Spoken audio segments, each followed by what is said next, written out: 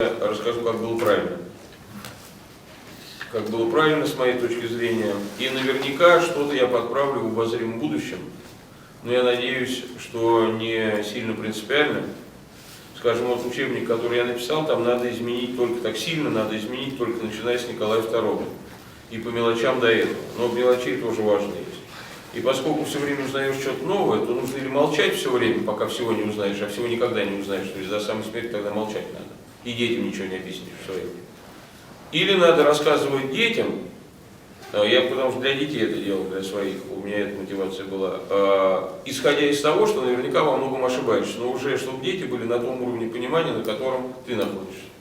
И вот я с детьми тренировался, потом написал учебник для них, а потом решил его опубликовать, потому что много было разговоров на эту тему, и просили опубликовать, я его опубликовал. А потом оказалось, что там неправильно много, я его выкинул, оставшийся тираж на помойку. А сейчас вот пытаюсь доделать его правильно, и сейчас я вам расскажу в устном порядке, что там надо, как на самом деле все дело было, и чем сердце успокоилось. И если у вас кто-нибудь, я вот писать не люблю и не умею.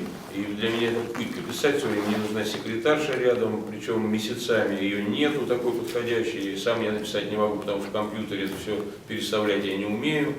И в общем, если кто-то из вас сам напишет, кто будет согласен с этой версией развития событий исторических, то на здоровье. Даю вот прямо под камеру всем разрешение, все это писать, издавать, безо всяких там Дайлянд мой адрес, без всего. Просто делюсь с вами информацией, если хотите, можете изложить ее письменно. Вот, значит, Господи, благослови. Началось все у нас с иностранного управления, с Михаила Романова. Михаил Романов, первый царь из династии Романовых, имел на самом деле фамилию Гамбила. Он был прусак. Это была прусская династия Гамбил. У них сначала была фамилия Гамбил, они приехали во времена Ивана Калиты на Русь и служили московскому князю. Потом у них была фамилия Кобыла, ну, по созвучию с Гамбилами. Потом они назвались кошками, потом они стали Романовыми. Романовым, собственно, назвался Михаил Романов, потому что его дедушку звали Роман. Вот отсюда фамилия Романов. То есть это никакое вообще отношение к фамилии, слово Романов не имеет. Это как меня назвать Арсений, потому что у меня дедушка был Арсений, а не Стерлинг. На самом деле я Стерлинг. Так и они на самом деле Гамбила, как я Стерлинг, а никакой не Арсений. И они не Романовы. И это официальная, открытая история династии Романовых. Вы можете это перепроверить во всех открытых источниках. Тут нет никакого секрета, но люди об этом не знают, и я об этом не знал. И удивительным образом. Просто об этом на плакатах не пишут, хотя это, в общем, никто это не оспаривает. То есть я вам это излагаю не версию, а данные. Вот, и эти самые Гамбилы в результате смутного времени захватили власть в России. И стала в России прусская власть. Потому что они себя идентифицировали как прусаки. И никак иначе за 200 с лишним лет всего проживания династии на территории русской земли они себя идентифицировать не могли. Потому что они были аристократы, они люмпен-пролетариат, как там токарь завода СЛК, который знает не дальше своего дедушки, кто чем занимался. Это были аристократы, и хорошо знали свою родословную, и не могли себя идентифицировать никак иначе. Я-то вон 500 лет, мои родители живут здесь, в России. И то я, когда меня спрашивают, какой национальности, я говорю, я шотландец. Потому что все, по всей ветви мужской я шотландец. А кто там матери, это не важно, кто вы нашли. Матери русской. Так, а там 200 с лишним лет всего, да еще в те времена, когда они были при дворе, и родословное означало все вообще. И поэтому, конечно, это были стопроцентные немцы, которые стали править в России. Именно поэтому было, когда собирали ополчение против немцев. Потому что мы очень влиятельны были уже Гамбилы и во время смутного времени. Филарет, я вам напоминаю, уже там дважды патриархом был и трижды митрополитом. Он везде полагался, где только можно. У всех противоборствующих сторон. И поэтому, когда собирал Минино-пожарские ополчения и другие ополчения собирались, говорили, что против немцев ополчения. И поэтому наши историки вынуждены были объяснять, что немцами называли всех, кто типа немой, кто там не умеет говорить по-русски, поэтому назывался это немцы. Это все туфта. Немцами назывались немцы. И наши недалекие предки называли вещи своими именами. Они выступали против немцев. Их предводителем был сын Грозного, Дмитрий, которого потом лжеисторики назвали Лже-Дмитрием, и даже сделали 3 Лже-Дмитрия, а некоторые даже 4 Лже-Дмитрия. На самом деле это был один единственный Дмитрий Иоаннович, который возглавил освободительное движение в России, и которого убили в последний момент. В случайной стычке с Лисовским его убили. Минно-пожарские собирали ополчение для поддержки Дмитрия Иоанновича. Это есть четко во всех документах ополчения, они сохранились. Все есть в письменном или летописном виде. И они собирали для поддержки Дмитрия ополчения. И в Нижний Новгород собирал людей для поддержки Дмитрия. И они уже почти подошли к Москве, и Дмитрия Иоанновича убили. И тогда Минину и Пожарскому досталась честь освобождения Кремля от поляков. Но они, поскольку были все-таки один военачальник, другой вообще купец, и поэтому они даже не понимали толком, что делать, и их фамилии и деяния не сохранились в истории после взятия Кремля. То есть их сразу откинули в сторону. Дальнейшая их история вообще фактически неизвестна. Хотя это были, в общем, освободители, там памятники потом ставили и так далее. Вот, но в результате, мало понятных для нас сейчас интриг, мы знаем сейчас результат, стал править Михаил, у которого в это время папа, напоминаю, был в почетном плену в Литве. Вот. И когда папа вернулся, стал править папа Филарет Романов, Филарет Гамбилла. Он был патриархом, лжепатриархом. А править стал Филарет, а царем был номинально Михаил Гамбилла. Вот. Это как вот немцы пришли к власти в России. Потом они правили. Естественным образом они поддержали падение, и сами были еретиками, поддержали падение России в ересь во времена Годунова, из-за чего и началось смутное время. Это у меня есть учебник истории, подробно пересказывать не буду, вы можете почитать, там все правильно написано. Что в 1597 году Россия впала в ересь, вступив в литургическое общение с греками-еретиками, с которыми до этого не имела литургического общения 150 лет, с момента впадения греков в ересь с подписанием унии с латынами. Это Ферраро-Флорентийский собор 1447 года. И когда русские объединились с еретиками-греками при Годунове, при еретике, то Русь впала в смутное время, потому что началась гражданская война. Огромное количество людей восстало против падения в ересь раз, и сразу после этого отмена Юрьева дня 2. Ну, то есть введение крепостного права произошло в тот же год, что впадение в ересь. До этого всегда был Юрьев день, каждый год люди могли уходить на все 4 стороны от своих хозяев, и еще обнулялись все долги. Это была свободная жизнь свободных людей. И поэтому произошло восстание Болотникова и многих других.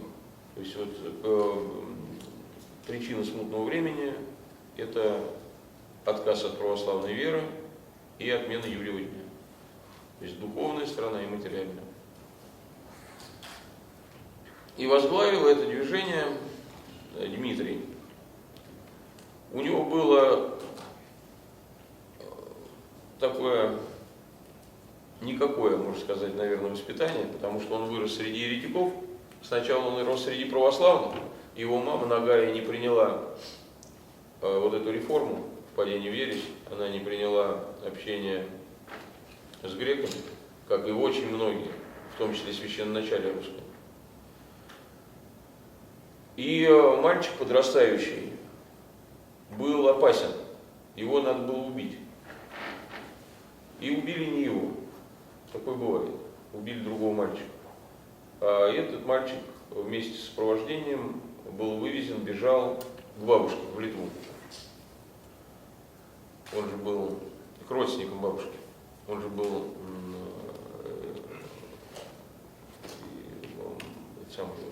сын Грозного. Вот, а мама Грозного в Литву. И он поехал к родне и там спрятался.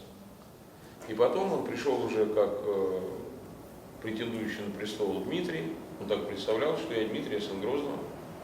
Ему дали войска небольшие сравнительно в Литве. И он перешел с небольшой группой, и к нему присоединилась куча городов, куча народу и так далее. Потому что у него была мощная аргументация. Он говорил, я верну юрьев день и прогоню еретиков с Кремля. Его поддержал весь народ. Он на белом коне въехал в Крым. Москву он не брал. У него были отдельные стычки с отдельными воеводами. Он был мужественный воин. Он всегда дрался в первых рядах, его очень любило войско, его войско знало хорошо. Он был сильный человек. Достаточно сказать, что обычным развлечением перед обедом, когда он уже был в Кремле и воцарился, он тешил гостей тем, что вручную запарывал медведя, которого на него выпускали. Это было предобеденное развлечение царя. Его, конечно, знали, уважали люди, но он вырос среди Литвы, среди еретиков, и, видимо, с воспитанием была авария. То есть он был так, не очень тверд в вере. Он отказался переводить Россию в католицизм, но он из политических, видимо, соображений, как это обычно делают люди, которые слабы в вере и нерешительны, он не ликвидировал греческую ересь, вот это вот объединение с греками, он не проклял все это дело и так стал спускать это на тормоза. И Господь его не поддержал. Он был сначала изгнан из Кремля, объявлено было второй раз в его жизни, что он убит. Он опять собрал ополчение, через год вернулся в Тушино с большой армией. Его, надо сказать, никто никогда не объявлял тогда Лжедмитрием. Его объявляли предателем, его объявляли латыном, что он в латынство хочет перевести, так всякие обвинения были. Но то, что он Лжедмитрий, такой версии не было. И ее и не могло быть, потому что он правил не через телевизор, а он лично общался не только с родней, которая еще могла бы там покривить душой, не только со знатью, которая уже совсем сложнее, потому что знати много. Должна была вся договориться между собой и говорить на черное и белое, что это Дмитрий, на какого-то там Васю Пупкина. Его знали войска, и уж войска-то убедить было невозможно, что это не Дмитрий. Его знали просто солдаты. И глупости про то, что можно было Лжедмитрием быть в то время в плотном контакте с огромным количеством людей, которые его знали лично. Он награждал людей, он им жалования давал, там, он их производил в звания разные, там, это просто абсурдно себе представлять, это глупости вообще. Я вообще, когда это понял, что не было никаких Лжедмитриев, а был один Дмитрий Иванович, я до сих пор удивляюсь, как я вообще мог думать, что их было несколько Лжедмитриев, такая-то чушь. Вот, и он, значит, в Тушино засел, и, в общем, Бог его не благословил, и в конце концов он погиб. Лисовский его убил. Емельно-Пожарский взяли Кремль, и потом воцарились там на штыках ополчения, воцарились гамбилы. Так вот, гамбилы правили, и во всякие чудовищные извращения впадали, театры при дворе открывали, бороды стригли себе и всем окружающим и так далее. В общем, их род иссяк. Иссяк род, после Петра I был еще Петр II, потом все. Династия закончилась, некоторое время поправили женщины, а потом мирно передали власть родственникам из Пруссии. Улерих Гаустейн-Готорпскому, родоначальнику династии последующей, и Екатерине Ангальд-Цербцкой, Екатерине II. они были троюродные брат и сестра. И они мирно получили власть от своей родни Гамбилы и воцарились в России. И знать, которая была в основном немецкая знать, все вот эти великие ребята, там, которые мы привыкли считать русскими, при ближайшем рассмотрении их династии прусские.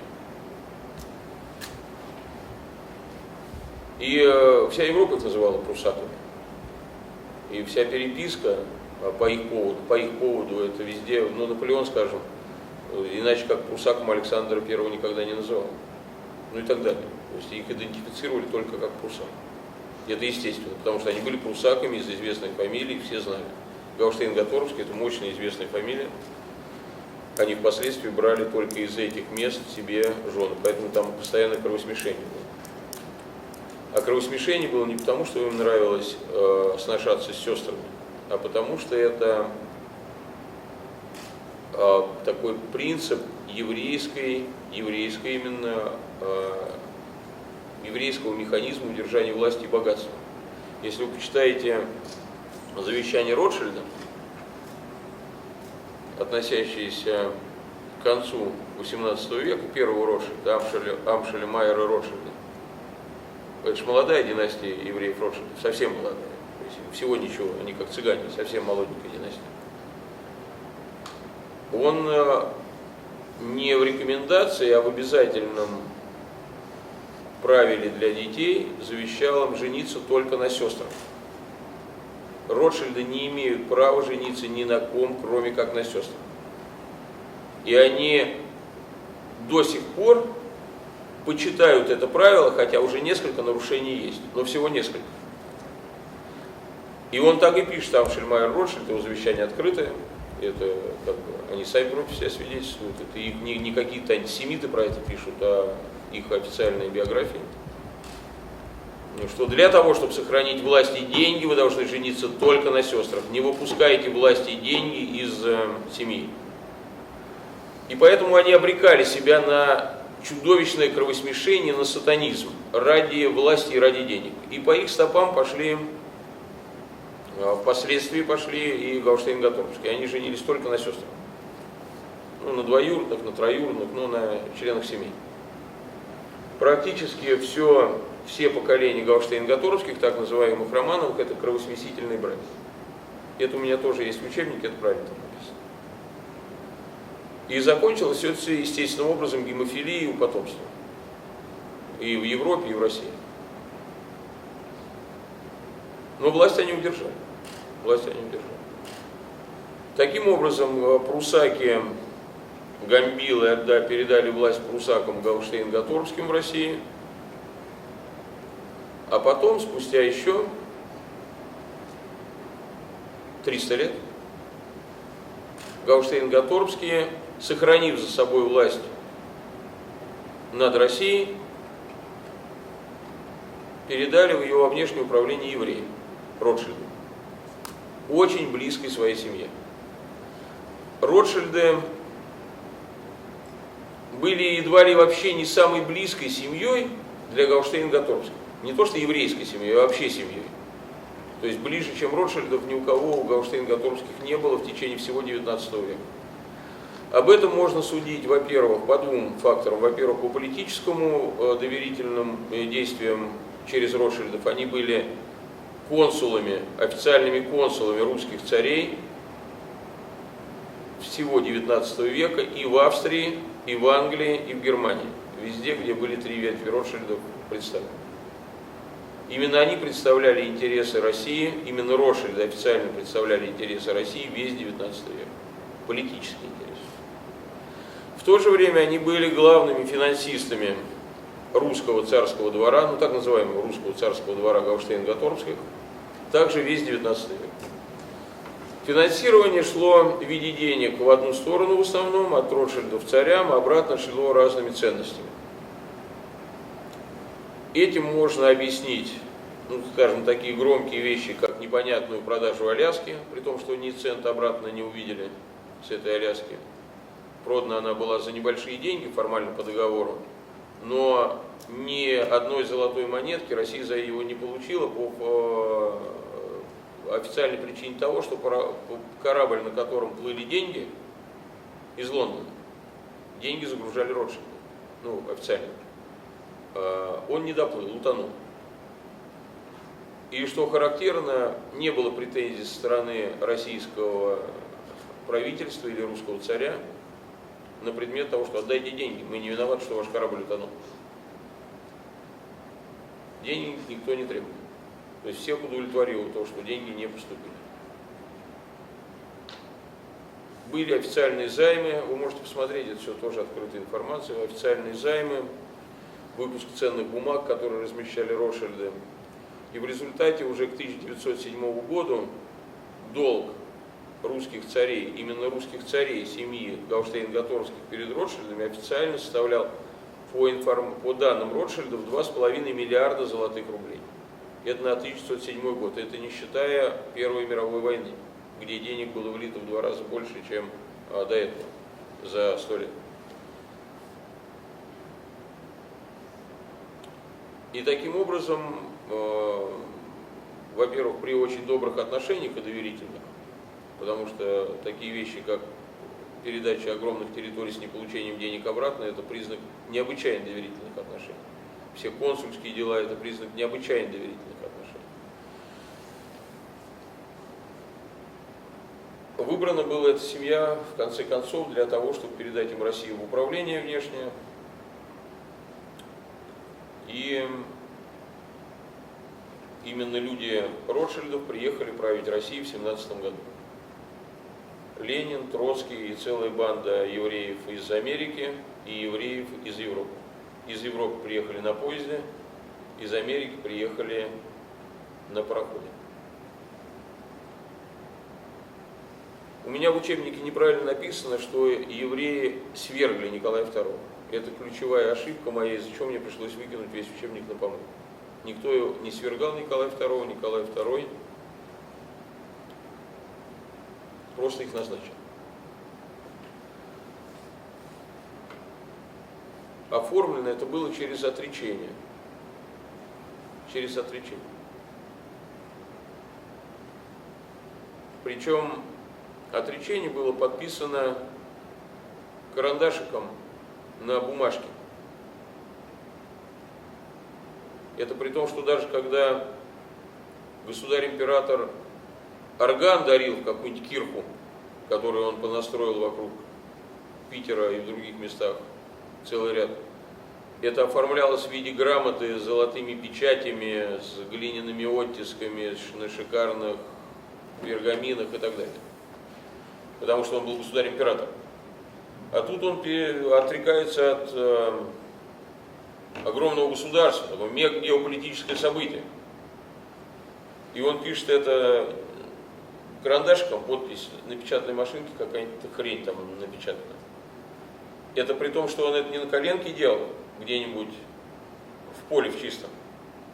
Это он делал в поезде, в штабном поезде главнокомандующего российской армии, в котором в куче вагонов была и канцелярия, и все на свете вообще. То есть ничем не отличалось, и не отличались его возможности Зимнего дворца от поезда под Псков, его царского поезда, со всеми необходимыми причиндалами, не со всем необходимым сопровождением. И тем не менее он пишет это вот на такой бумажке и карандашиком подписывает.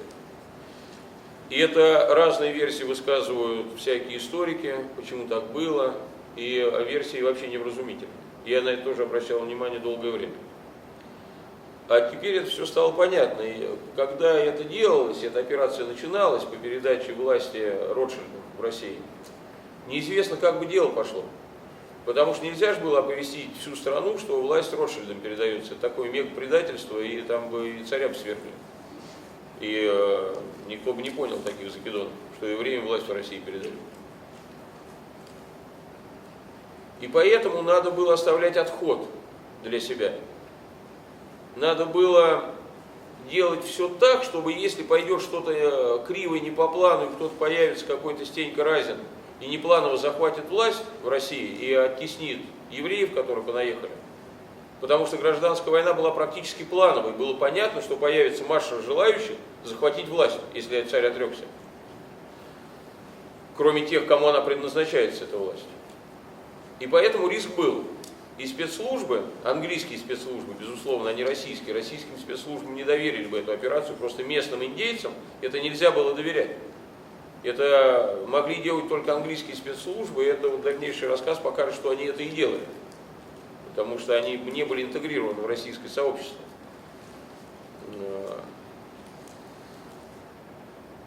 И они оставляли отход. То есть, если что-то пойдет не так, вот, вы что, вы поверили этой бумажке? Да вот он и я, Николай II, вы что? Я все, на месте, все, никакого отречения не было, ничего не было. То же самое потом, забегая вперед, скажу, было с убийством, в кавычках убийством Николая II. Тоже ничего внятного про убийство долго не было. Опубликовала там газетка одна, и началось. Ленин говорит, убили, Луначарский говорит, живой, Троцкий говорит, убили, Сталин говорит, живой, и начались качели. И качели продолжались до тех пор, пока не утвердилась власть людей Ротшильда, то есть большевиков. Когда уже некому было их свергать, тогда уже все, царя убили, семью убили, всех убили, растворили, закопали там, и так далее. А до этого, если вы посмотрите на источники, это официально открытые источники, не было вообще сообщений об убийстве семьи, вообще никаких не было. А на дипломатическом уровне все заявляли, что царь жив. А что семья жива, об этом даже речи не было. Семья жива была, велись активные там переговоры о передаче и так далее. Это тоже было делалось для того, что если что-то пойдет непланово, то никакого убийства нет, все нормально. А дело было так, Николай II совершенно политически спокойно в 1117 году отправился из Ставки в Царское Село. До Царского Села не то что не доехал, а он едва буквально от Ставки отъехал. И тормознулся под Псковом на станции Дно, на своем поезде царском.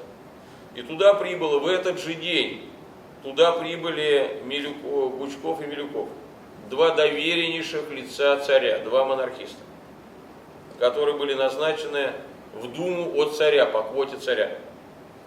Прибыли, получили от него вот эту бумажку отречения, тут же вот были обратно. Если вы посмотрите даже на то, сколько времени ехать от Москвы до Пскова, даже сейчас, это довольно трудно. Если сегодня мы с утра говорим, там, приезжайте, пожалуйста, господин Милюков, чтобы он уже вечером по стойке смирно был.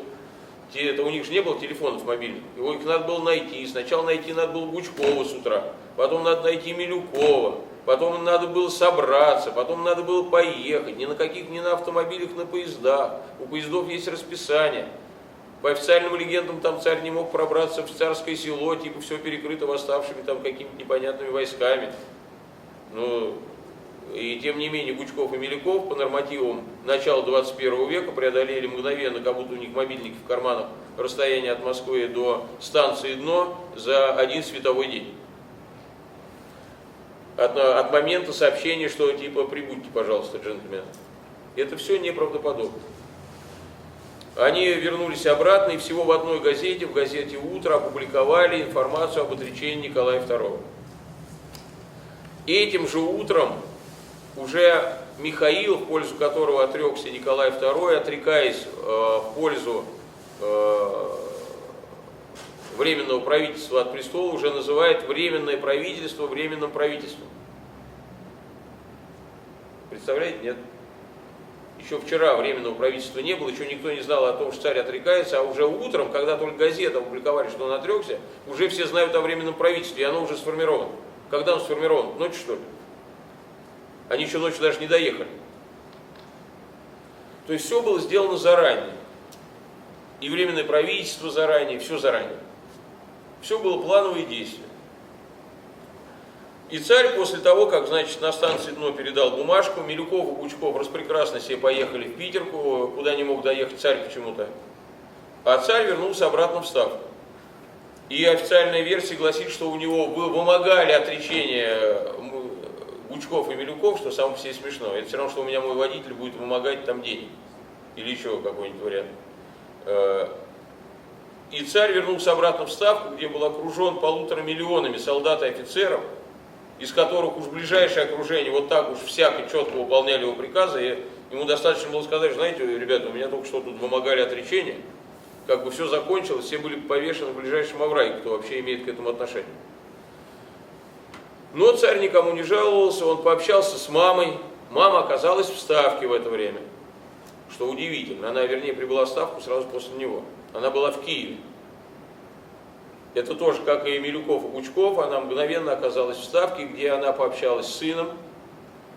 Долго они трогательно общались. И это свидетельствует, кстати, о том, что это был еще Николай II, безусловно, что он общался с мамой, потому что мама бы не стала заниматься ерундой с двойниками. Это было ни к чему совершенно. И после этого Николай II отбыл в Лондон, попрощавшись с мамой, где его уже ждала семья. А вместо Николая последние 3 дня в Ставке пробовал уже двойник Николая II, который практически ни с кем не общался 2 дня. На 3-й день он вышел к аудитории ближайшего окружения, военачальников и конвоя, который его охранял. И как пишут все единогласные в воспоминаниях, зал рыдал, Николай II рыдал, люди падали в обморок от горя, что Николай II уезжает. Николай II даже ничего не говорил, говорить типа от слез не мог, он даже не выступал ни перед кем, типа порыдали все. И потом люди, которые его лично не знали, конвой он распустил, сказал: все, до свидания, всех благодарю.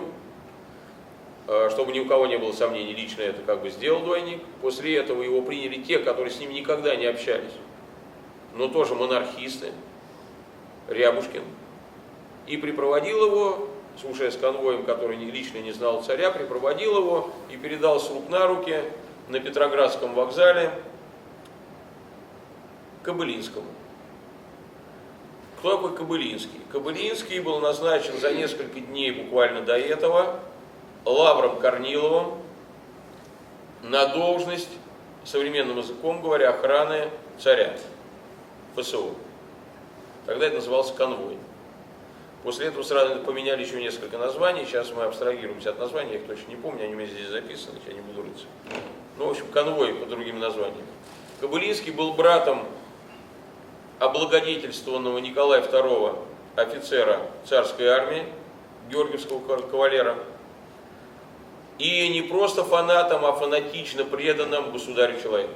Но он никогда в жизни не видел царя, в отличие от брата. Брат знал царя, а он никогда его не видел. И он был предан Николаю II, вернее двойнику Николая II, до глубины души. И весь конвой, который он набрал его только с гвардейских полков, это все были монархисты. И все так называемое заключение Николая II и так называемой его семьи, их охраняли преданнейшие им люди. Ни Керенский, никто, ни другой не мог пройти через Кобылинского к Николаю II. И кто угодно, кто по распоряжению Николая II должен был бы пройти сквозь Кобылинского, все бы прошли. Потому что Кобылинский был раб Николая II, такой идеологический. Он не за страх, а за совесть. И они очень подружились с двойником с этим. И он думал, естественно, что это Николай II. И они прямо душа в душу жили до самого Тобольска. Все было распрекрасно. И до самого Тобольска царя охраняли эти люди. Ну, вернее, не царя, а двойника, семью двойников. Семья была составная. О составной семье вспоминал Джунковский, начальник охранки дореволюционной, до так называемой революционной. Их было несколько семей, 7 семей было, двойников царя. И они обеспечивали безопасность. Ну, как у многих руководителей есть двойники. И это нормально, естественно, и у царя они были, он все-таки возглавлял крупнейшую державу в мире. Поэтому ничего удивительного в этом не было. И вот одна из этих сборных семей, она, видимо, была сборная из Николая II, в кавычках, и не в кавычках отдельно княжон, царевичи и это самое, царицы, в кавычках. И они, видимо, по какой-то причине недолго или вообще не контачили между собой, то есть это сборная семья, потому что существует официальное, вот эти все воспоминания, отчеты, по которым конвой запрещал находиться вместе некоторое время на людях, когда они были во время обедов и других мероприятий, на людях, когда были, царю и семье. То есть их разводили в разные стороны. Потом, видимо, притерлись, стало все уже нормально, как бы и дали. Распоряжение это могло исходить только от Николая II. Ну, в кавычках, от двойника, потому что Кобылинский подчинялся ему, он никак не мог препятствовать общению в семье. Это бред. Вот, поэтому как бы вот так вот сдерживалось, чтобы не возникало даже внутри каких-то этих самых подозрений у солдат, потому что их же охраняли. И вы обратите внимание на фотографии, которые существуют, обилие фотографий, всяких альбомов, которые продаются, как царь в заключении то дрова пилит, то еще что-нибудь, то ножками сидит, болтает, то там царевны, развалившись, сидят под деревцем. И обратите внимание на охрану. Не на семью, а на охрану. Они на фотографиях везде по стойке смирно. Исключений нет ни одного. Где есть, где-то на фоне стоит охрана, ну, которые типа их воха, а они типа их зэки. Вот зэки сидят ножками болтают, а охрана стоит по стойке смирно. Потом, значит, они прожили вот в этом заключении до 1 августа 17 года. И после этого отбыли на поезде Красного Креста в Тобольск. А до этого события за один день к ним пришел первый посетитель за все 6 месяцев с апреля по август, или 5 месяцев, сколько там получается, апрель, май, июнь, июль, август, 4 месяца. За 4 месяца заключения, в кавычках,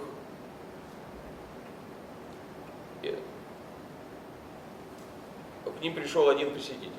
Этот посетитель был родной брат Николая II Галштейн-Готторпского, Михаил, который тоже отрекся от престола, как вы помните. Он пришел к ним, поговорил наедине с двойником Николая, видимо, вдохновил на то, чтобы завершить операцию уже, все и все будет нормально, чтобы не беспокоились. И после этого на следующий день они отбыли в Тобольск на поезде Красного Креста. До этого была разыграна очень неудачная и неубедительная постановка с тем, как вывозим царя с семьей за рубеж. За рубеж говорит, да-да, там Лондон говорит, да-да, вывозите, потом нет, мы передумали, потому что мы стесняемся немцев, и там местное население подумает, что это мы вывозим немцев, мы тут с немцами воюем. Это при том, что за всеми остальными, как известно, Георг V отправлял крейсер в лучшем виде. За всеми такими же немцами, только не более низкого ранга. Скажем, за Марией Романовой, за матерью царя, за всякой всевозможной родней, находились тут же крейсеры и приходили и забирали их из России. Это в основном пришлось на 18-й год. А вот царя не приняли. И, в общем, понятно, что не приняли. Зачем там нужны были двойники, когда двойникам надо было разыграть комедию о том, что их убили. Потому что не могло же быть двух одинаковых опять людей. То есть надо было, чтобы одного убили. Учитывая, что Георг V умер, то мог быть уже только один похожий на них. Неважно, он будет называться Николаем II или Георгом V, но только один. А поскольку Николай II был уже в Лондоне, то тот Николай II, который был в России, должен был умереть, чтобы этот Николай II стал Георгом V. И вот их поехали в Тобольск типа убивать, повезли. Довезли до Тобольска, приготовились к развозу двойников в разные стороны, и даже первая партия отбыла в направлении Колчаковской границы, а именно царь, царица и из дочек кто-то, Татьяна, по-моему. Но это есть все в открытых источниках. Это официальная история царских семей, убийства типа. И они отбыли из Тобольска, Кобылинского там убрали, в Тобольске убрали Кобылинского. И приехал комиссар, который блестяще говорил по-английски, как вспоминают все эти самые историки, который обращался строго, как Ваше Величество, к Николаю II, в кавычках, и оказывал все необходимое вежливое почтение, сообщил им о том, что они отбывают немедленно в неизвестном направлении, забрал 3 человек с собой и отбыл. Остальных оставили для развоза в дальнейшем. Но излишне ревнивые и бдительные революционные местные подразделения не пропустили Николая II, они его за Николая II, естественно, держали через Колчаковскую линию фронта. И сказали: нам плевать на ваши мандаты, а мандаты показывали подписанные самым высшим руководством Советской Республики. Этот комиссар показывал. Говорили: врешь, контрреволюция, это царя ты хочешь Колчаку отвезти, и не пропустили. Ну, в общем, они правильно думали, что царя собираются Колчаку отвезти, только не царя, а двойника. Я вас предупреждал, что будет скучно. Я сейчас буду прыгать еще там много, для того, чтобы это все понять и убедиться в том, что, кажется, вообще такого не может быть. Надо просто много всего рассказать. Поэтому потерпите, кому интересно. Колчак тоже был английский офицер. Колчак был официально английский офицер. Он никакой не русский офицер, это офицер Его Величества Великобритании. Поинтересуйтесь официальной биографией Колчака. И вот этот Колчак приехал на том самом пароходе, только на другом рейсе, что приплыл Троцкий с еврейской бандой из Брайтон-Бич. На том же пароходе приехал Колчак. И стал главнокомандующим войск и верховным правителем Сибири. Весь штаб Колчака был английский офицер. А Красный Крест, кстати говоря, поезд Красного Креста, на котором отбыл до Тобольска поддельная царская семья, это поезд английской разведки. Потому что Красный Крест, кто не знает, это и был, и есть подразделение английской разведки. И создавалась эта английская разведка. Это все есть в истории Красного Креста на сегодняшний день как открытая информация. Потом типа мы стали самостоятельно, но создавалась это английская разведка. То, что сейчас называют Ми-6. Тогда о существовании Ми-6 никто официально не заявлял. И вот английская разведка вывезла царя в Тобольск, а вывозил Чарльз Гибс. Чарльз Гибс официальный, залегендированный как преподаватель царских детей. Помните, учитель, наставник царских детей. Он был штатный, высокопоставленный, карьерный английский разведчик. Он осуществлял всю операцию по вывозу здесь двойников и растворению их в неизвестных направлениях. Убийства их и так далее. С операцией, забегая вперед, скажем, он справился плохо, поэтому мы с вами здесь сидим и разговариваем. И это было сразу отмечено, что он справился плохо, и по возвращению в Лондон он не получил ни повышений, ни денег, ничего. И закончил он свою карьеру тем, что его не трогали, он мирно дожил свой век, он стал священником зарубежной церкви, лжецеркви. И вот эти все фанатичные дела там про убийство царской семьи, это он закоперщик. Ну уж как мог, отрабатывал свои косяки. Рассказывал о том, как убивали царскую семью, как зверствовали, все траля-ля, вот это. Сочинял он и Соколов. 2 главных сочинителя было все этих бабасин. Это забегая вперед. Вот этот Чарльз Гибс, мы можем судить о том, что он был очень высокопоставленный английский разведчик, потому что сразу после, в кавычках, убийства царской семьи он оказался в стане Колчака, в штабе Колчака, руководителем секретки. Секретка, ну, наверное, мужчина знает, что такое секретка в любой разведке мира.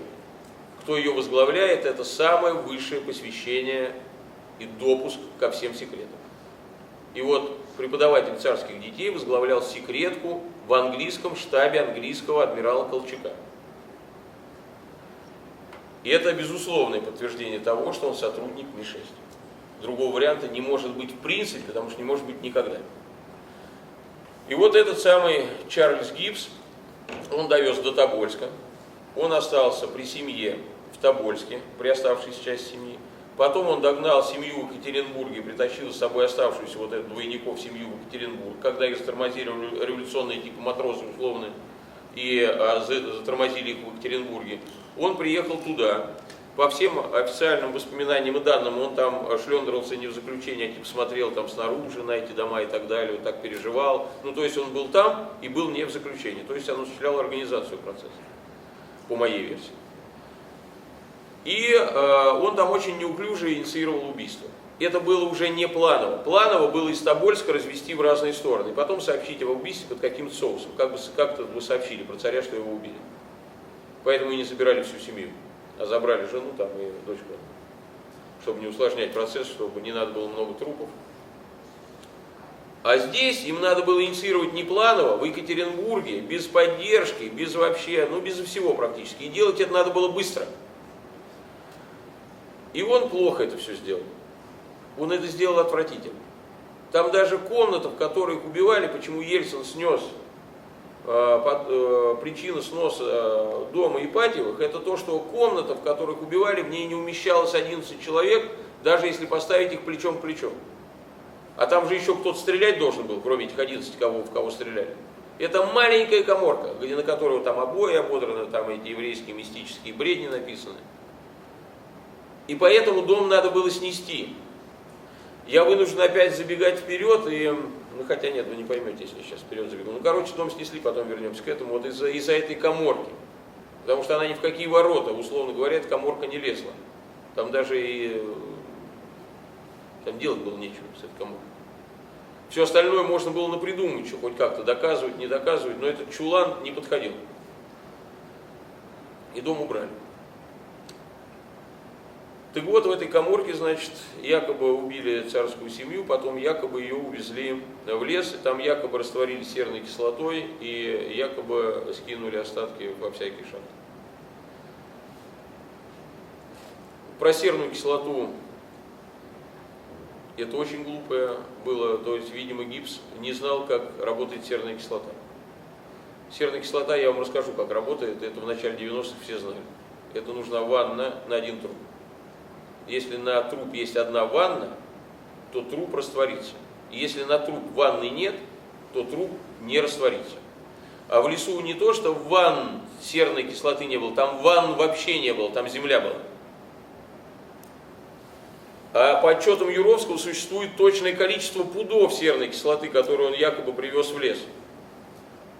Там, если посчитать в расчете на 11 человек, там по 20 килограмм на человека, по 20 литров. Это может слегка обжечь трупы, учитывая, что ванн нету. Что все еще уходит в землю, а не в ванну стоит.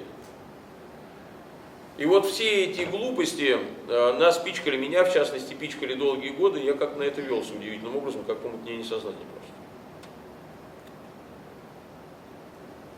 Ну и это, конечно, не понравилось никому, что так сделано, но делать было нечего, уже все сделано, дурачок Гипс уже все накосячил, уже ничего не исправишь особо. И поэтому все этих ребят развезли в разные стороны, как уж могли. Пришел Колчак, который был в теме. Колчак был в теме. То есть Колчак, собственно, и стал верховным правителем по основной причине. Вся вот эта ситуация была в Сибири. Ну, конечно, нейтрализация там возможных восстаний не плановая. Это важно было. Но главное, это закрытие вопроса по царской семье. Потому что во всех остальных случаях они могли назначить условных Деникинов. Но они прислали английского офицера. Родовитого английского офицера. Вот, и этот английский офицер, который был Колчаком, он поставил сразу одного следователя на расследование убийства царской семьи. И была эта задача у следователя. Ему дело сразу заводилось, сразу, с первого часа, об убийстве царя. Виноват, не царстве, а об убийстве царя. Первый следователь, в открытом доступе есть фамилия, я не помню фамилию, буквально через несколько дней уверенно представил доклад Колчаку о том, что царская семья вывезена в неизвестном направлении. Он был тут же снят с расследования, был назначен второй следователь, тоже в открытом доступе есть его фамилия в истории расследования. И он тоже самый через несколько дней подтвердил данные первого следователя, уверенно сказал, что царская семья вывезена в неизвестном направлении. И назначили третьего, этого тоже сняли, назначили третьего Соколова, он, видимо, понял, что от него требуется, потому что впрямую ему никто не мог сказать, как сейчас тоже никто никогда впрямую никто не говорит, смотрит на то, кто как соображает. И третий следователь Соколов, который потом и стал вот этим официальным следователем об убийстве царской семьи, и он дал быстрое заключение о том, что царя убили, а потом в процессе следствия он добавил еще всякие душераздирающие вещи, которые долгое время не публиковались, то есть говорилось только об убийстве царя. Но Соколов заложил фундамент и для типа убили царскую семью. Насколько я понимаю, на всякий случай, потому что публикаций никаких не было тогда, нигде, ни за рубежом, ни там. И это потом пригодилось. И вот это там оттуда про серную кислоту, про все прочее. Про все прочее. Я уж не знаю, кому авторство принадлежит доподлинно Гипсу или Соколову, всяких вот этих вот дел. Но и тот, и другой, конечно, отработали очень плохо, и тот, и другой умерли в нищете. Они были наказаны Лондоном за то, что они очень плохо отработали. И мы увидим дальше, как много проблем было у Лондона с их плохой работой. И сегодняшнее наше мероприятие – это тоже продолжение этих проблем. Потому что никто из нормальных людей не поверил в инсценировку. А это очень низкое качество работы для английских спецслужб. То есть люди запороли задание. Потом Гипс развозил, на Гипса выпал как минимум царевич Алексей, в кавычках развозить его в разные стороны. И сейчас продается книга «Наставник», воспоминаний Гипса, Чарльза Гипса, и там есть фотографии из его архива. И фотография 19 года, Чарльз Гипс в Харбине, и он сидит с юношей, позирует, они сидят где-то на палубе пароходика позируют, так, все так шикарно, все отлично, все, ну видно, по мебели, все хорошо очень, по одежде, и так, типа, все нормально. И рядом с ним сидит царевич Алексей. Это вот в книжке, можете купить ее, посмотреть. Называется эта фотография Чарльз Гипс и Георгий Павелев. Георгий Павелев, это, значит, по легенде, юноша, который остался сиротой в результате гражданской войны в России, был привезен в Харбин, и там он случайно встретился с Чарльзом Гипсом. И Чарльз Гипс очень полюбил этого юношу. И в течение 3 дней после того, как они познакомились, он его усыновил. И дал ему фамилию Гипс. И отправился с ним в Австралию. И вот этот Георгий Гипс жил в Австралии лет 15, по-моему. Но это есть вот у наставника. Там это все открытая информация. Просто там по-другому все называется, и все. А я называю вещи своими именами. Вот этот Гипс, Павелев, царевич Алексей, жил в Австралии лет 15, а потом он был в Лондоне. И долгое время, до самой смерти, прожил в Лондоне, в прекрасных условиях, имея штатную должность официального хранителя реликвий семьи Романовых при Букингемском дворце. Ну, потому что это как бы родня, там, и так далее. Его тоже фотографии все есть. И это, конечно, не царевич Алексей, это его двойник, безусловно. Но он как 2 капли воды похож на царевича Алексея, вы можете сами сравнить. Одни и те же фотографии, то царь пилит дрова с царевичем Алексеем, а то Гипс сидит там через 10 страниц с Георгием Павелевым. Это один и тот же юноша. Там нет ни малейших отличий. Это как 2 моих фотографии взять, вот отличий нет. Вообще никаких, 0 отличий. И так вот развозились двойники. Вот мы знаем, кто вывозил двойника царевича Алексея. Почему двойников не убили? Двойников не убили по понятной причине. Представляете, что было бы, если сейчас были бы трупы двойников? Уже бы 40 раз бы все доказали, что это не кости царя и царицы и детей. Потому что это тут ДНК никакого не надо стоматологам показать и прочим, и все. Потому что все данные стоматологические у крупных стоматологов все сохраняются в режиме архива. Или там кости, переломы, шрамы на голове, потому что Николая II там шашкой в Японии по голове самурай там рубанул. То есть трупы оставлять было нельзя. И поэтому всех развозили живыми. И все, видимо, хорошо были устроены, как вот царевич Алексей. И работали как сотрудники, да, и с хорошими пенсиями всю жизнь. И все было у них ровно. И под надзором были, под рукой. Когда человек под рукой, он под надзором. То есть Ми-6 селила прямо в сердце у всех этих людей. Прямо в центре Лондона. Чтобы все были перед глазами. Чтобы никто никуда не делся. Но учитывая, что семей было много, двойников, и, видимо, какие-то отбились от рук, Были семьи и в России. И отсюда легенды про то, что царь был в Крыму, его видели, царица в Крыму, там дочери шастали еще где-то и так далее.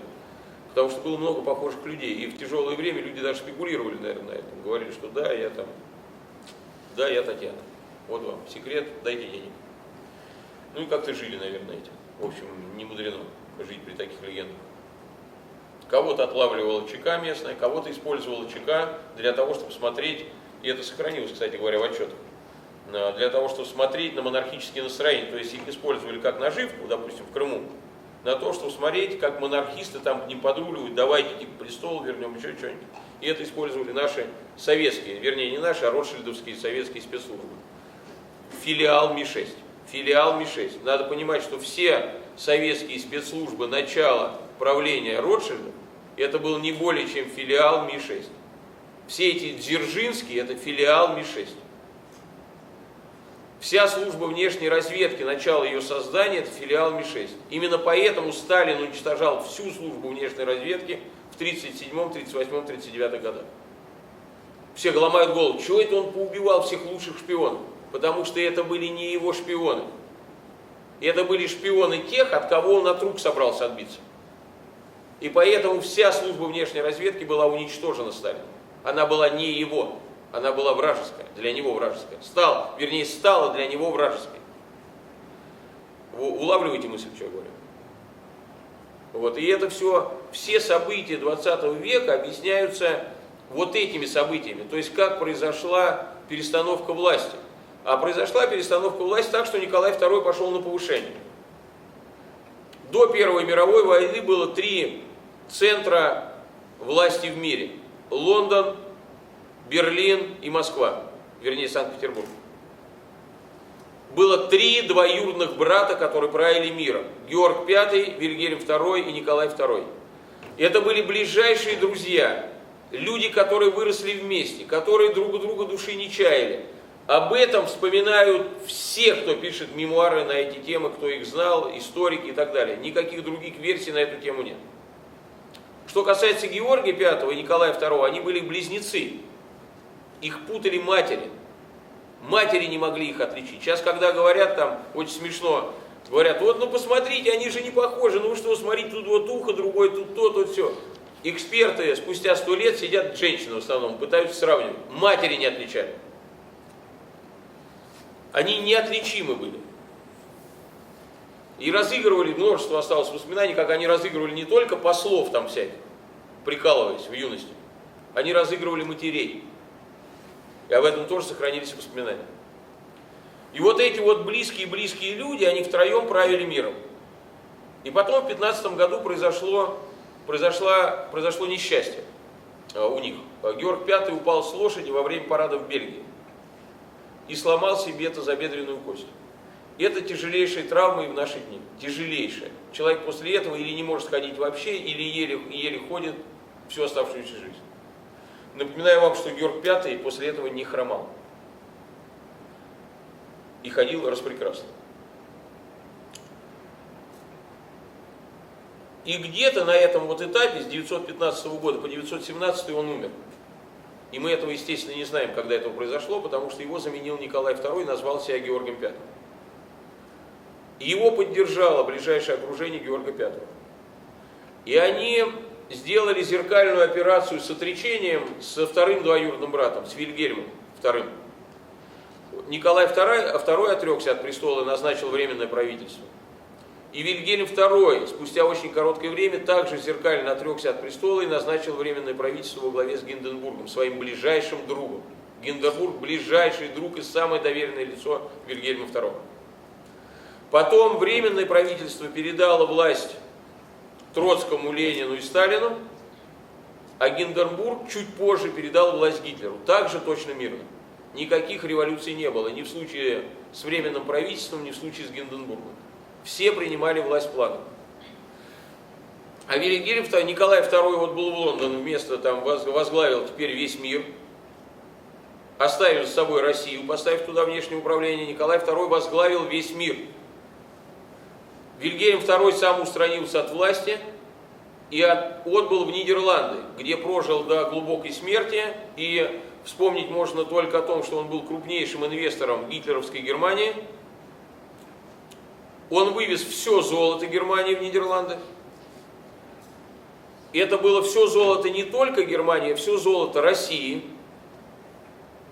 Потому что, напоминаю вам, что по договору Брестского мира люди Ротшильда, Троцкий и Ленин передали все золото Вильгельму II России. Причем они сделали это, собственно, даже не по договору. В договоре об этом нет ни слова, ни полслова. Они сделали это через 2 месяца после заключения договора, когда уже было ясно, что Германии сейчас прикажет долго жить в прошлом виде. Уже это было накануне отречения. И они, тем не менее, составили отдельный протокол, назвали это протоколом к договору Брестского мира, и где в одностороннем порядке обязались вывести весь золотой запас России в Германию. Вы представляете себе евреев, которые вывозят все золото, которое в их распоряжении, в другую страну. И они вывезли. И Вильгельм II получил все это золото. Дальнейшая его судьба известна только до Нидерландов. Это был поезд Вильгельма, который уехал в Нидерланды сразу после отречения. Туда были собраны, по воспоминаниям современников, кто имел воспоминания на эту тему, все сокровища Второго Рейха. Все, что было от сокровищ, все увез с собой Вильгельм.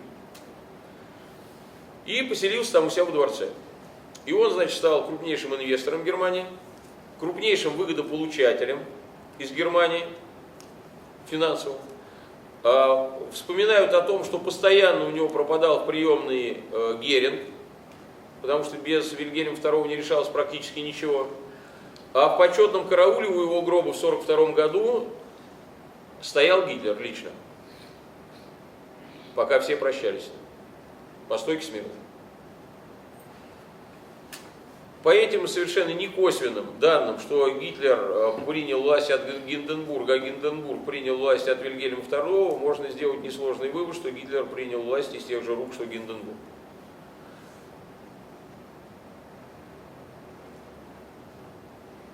И получилось, что правит реально миром один из 3 двоюродных братьев, Николай II, только уже из Лондона, как Георг V. И власть в мире сосредоточилась в одних руках. А это даже когда люди близкие, 3 человека правят в мире, это совсем не то же самое, что когда один. И это было вызвано острой необходимостью индустриализации всего мира. Потому что индустриализация предполагает обязательное распределение функций по миру как в едином механизме. Не может быть индустриализация во всех странах одинаковая. Где-то никель добывают, как в Воронеже. Где-то полушубки шьют, где-то машины клепают, где-то ракеты делают и так далее. И это распределяют ученые, это делают не политики, это делают Академии наук. И Академии наук составили планы в начале века. Они много планов составляли. И в конце позапрошлого века, и в начале прошлого века, и сейчас составляют. И на основе этих планов строился принцип разделения, как это называется, экономический термин, когда разделяются экономические самые дела, кому что достается. И России досталась сырьевая, естественным образом сырьевая функция, в основном. Потому что именно у нас бескрайние просторы, именно у нас богатейшие полезные ископаемые, по некоторым оценкам 40% полезных ископаемых всего мира у нас, или более 40%. И поэтому, конечно, нам досталась сырьевая функция. И другой функции нам не могло достаться. И она нам досталась не в 1917 году, она нам досталась раньше, когда началась вообще индустриализация. Она началась в конце активно 19 века. А заговорил об индустриализации и о разделении полномочий по миру экономических этих функций, вот забыл я термин, как это называется, вылетел из головы, Талейран. Первый идеолог был Талейран, известный масон, руководитель Министерства иностранных дел при нескольких императорах, в том числе при Николае I, при Наполеоне I, и сатанист, такой сатанист конкретный. И он мечтал о будущем человечества, о просвещенном, о том, что каждая страна будет заниматься своим делом, там будут и эти фабрики работать, там и эти заводы работать, уже в те времена. И он всячески продвигал эту идею в Америке, в Англии и в России. Ой, в России, в этом самом, во Франции, и во всех европейских странах, и в России. Он тесно общался с Александром Первым, был его на период переговоров с Наполеоном в Тильзите доверенным лицом, и по воспоминаниям Толерана, которые опубликованы, это было вообще главное, к чему должен прийти мир, и он заразил этой идеей очень многих людей. Это идея научно-технического прогресса, потому что научно-технический прогресс не может иметь разные центры силы в мире, она должна быть одна. Все остальные делают, что говорят. Когда кто-то выбивается из общей команды, того нужно публично и показательно наказать, и чтобы опять все было ровно. И вот Первая мировая война закончилась, что центр силы в мире стал один – Лондон. Из трех, даже близких, но от трех центров силы. И я думаю, что этому и была посвящена мировая война. Потому что оформить такого рода глобальное перераспределение власти, чтобы возглавили новые люди, новые страны, было очень сложно. И для этого нужны были потрясения. Для того, чтобы мы 100 лет догоняли, что произошло, должны были громадные потрясения, должны были быть, которые покроют все, как вот сейчас в Донбассе воюют люди. И под эту сурдинку устроится новый тип взаимоотношений в Украине, в Европе, в России и так далее. А там, посмотрите, там все время одна линия фронта в Донбассе. Там никто никуда, ни туда, ни сюда. Но все время война, все время там события. Так же было, если вы посмотрите, с Первой мировой войной. Просто масштабы чуть побольше, на самом деле не намного побольше, чуть побольше. И там была всегда одна линия фронта. За всю мировую войну был один Брусиловский прорыв. Поэтому Брусилов стал героем. Больше вообще ничего не было. Первая мировая война, это все пуляют изо всех возможных видов оружия друг на друга. Очень выгодно, очень полезно для науки, очень полезно для ученых, для развития вооружений и всего прочего прогресса. Но больше ничего не происходило. А потом в результате Первой мировой войны рухнули троны, ну и началась эта идеология. Революционные движения, все, как мы знаем, финансировалось Ротшильдом, Шифами и прочей родней ихней. И это известные факты, никто их не оспаривает. Это единый источник. А учитывая, что это ближайшая родня, ну не родня, а ближайшие доверенные лица Гаухштейн-Готорпских рас, Саксон-Кобург-Готских, Саксон-Кобург-Готский, это Георг V. И это близкие семьи, две династии, Саксон-Кобург-Готские, правильно, а в России Гаухштейн-Готорпский. Вильгельм тоже принадлежал к этим, к Саксонам. И получается, что довереннейшие люди Ротшильда финансировали революционные движения везде. И тогда понятно, почему так революционерам вообще милостиво всегда относилось правительство. Когда кто-то с дуру зарывался, допустим, убивал кого-то, как брат Ленина, ну тех вешали, чтобы другим неповадно было. А все остальные революционеры, как на курорты, ездили в ссылки. Пенсии у них были огромные. А в тюрьмах они там посидели немножко, они все газеты писали, пропагандировали и так далее. Там убьет какого-нибудь там драного генерал-губернатора какая-нибудь баба-революционерка, так ее торжественно оправдывали в судах. И на руках выносили из зала суда. То есть это была пропаганда революционного движения, это была плановая подготовка будущей индустриализации. А любое революционное движение, идеология революционного движения, хоть это марксизм-ленинизм, хоть всякие другие разновидности либерального толка. Марксизм-ленинизм, это что же либеральный толк? Все это пропаганда научно-технического прогресса. И цари были пропагандистами научно-технического прогресса, но в более мягкой форме. Что делали, когда была царская власть с индустриализацией? Они очень мягко убеждали людей прекращать быть крестьянами, становиться рабочими. Этим занимался Александр II, Александр III, Николай I. Это отмена крепостного права, разводка крестьян насчет того, что теперь все там, вот мы вам землю отдаем, но надо только проценты банкам отдавать. И таким образом пересасывали крестьян в рабочих. Потом это стал активнее делать Столыпин, Столыпинская реформа. Он вообще сказал, все, он нашел правильный ход, говорит, ребята, вы крестьяне, главные люди вообще. Теперь земля ваша собственность. Теперь вы можете ее продавать и можете закладывать. И, разумеется, когда люди могут продавать землю, огромное количество людей ее попродавало. Потому что человек так устроен. Когда может что-то продать, он продает. Тем более наивные русские крестьяне. Стали брать кредиты в банке под залог земли. Крестьянам дал право Столыпин это. Ну, мы знаем по нашим временам, чем это заканчивается. Легко вообще и просто. Потом Столыпин придумал освоение Сибири как мощный толчок индустриализации за счет выделения 50 десятин земли в Сибири для любых крестьян, которые живут в Центральной России, и довольно приличных подъемов. И огромное количество крестьян с столыпинскими вагонами поехало в Сибирь. И там 90% из них стало рабочими постепенно. В первом или втором поколении. Так, по той же схеме. Кто-то продал, кто-то заложил, кто-то разорился, там проблемы, там понос золотух, там книжек начитался. И есть возможность продавать, есть закладывать, все это оказывалось у банков. И крестьяне становились рабочими. Но это было медленно с точки зрения ученых. Такими темпами Сибирь бы осваивать еще 100 лет надо было. Нужны были жесткие методы. Надо было ни у кого не спрашивая никаких разрешений, дозволений, желаний, отправлять десятки миллионов людей в Сибирь и на Дальний Восток. Потому что России было расписан никель, руда, нефть, газ и так далее. Все, что только можно качать.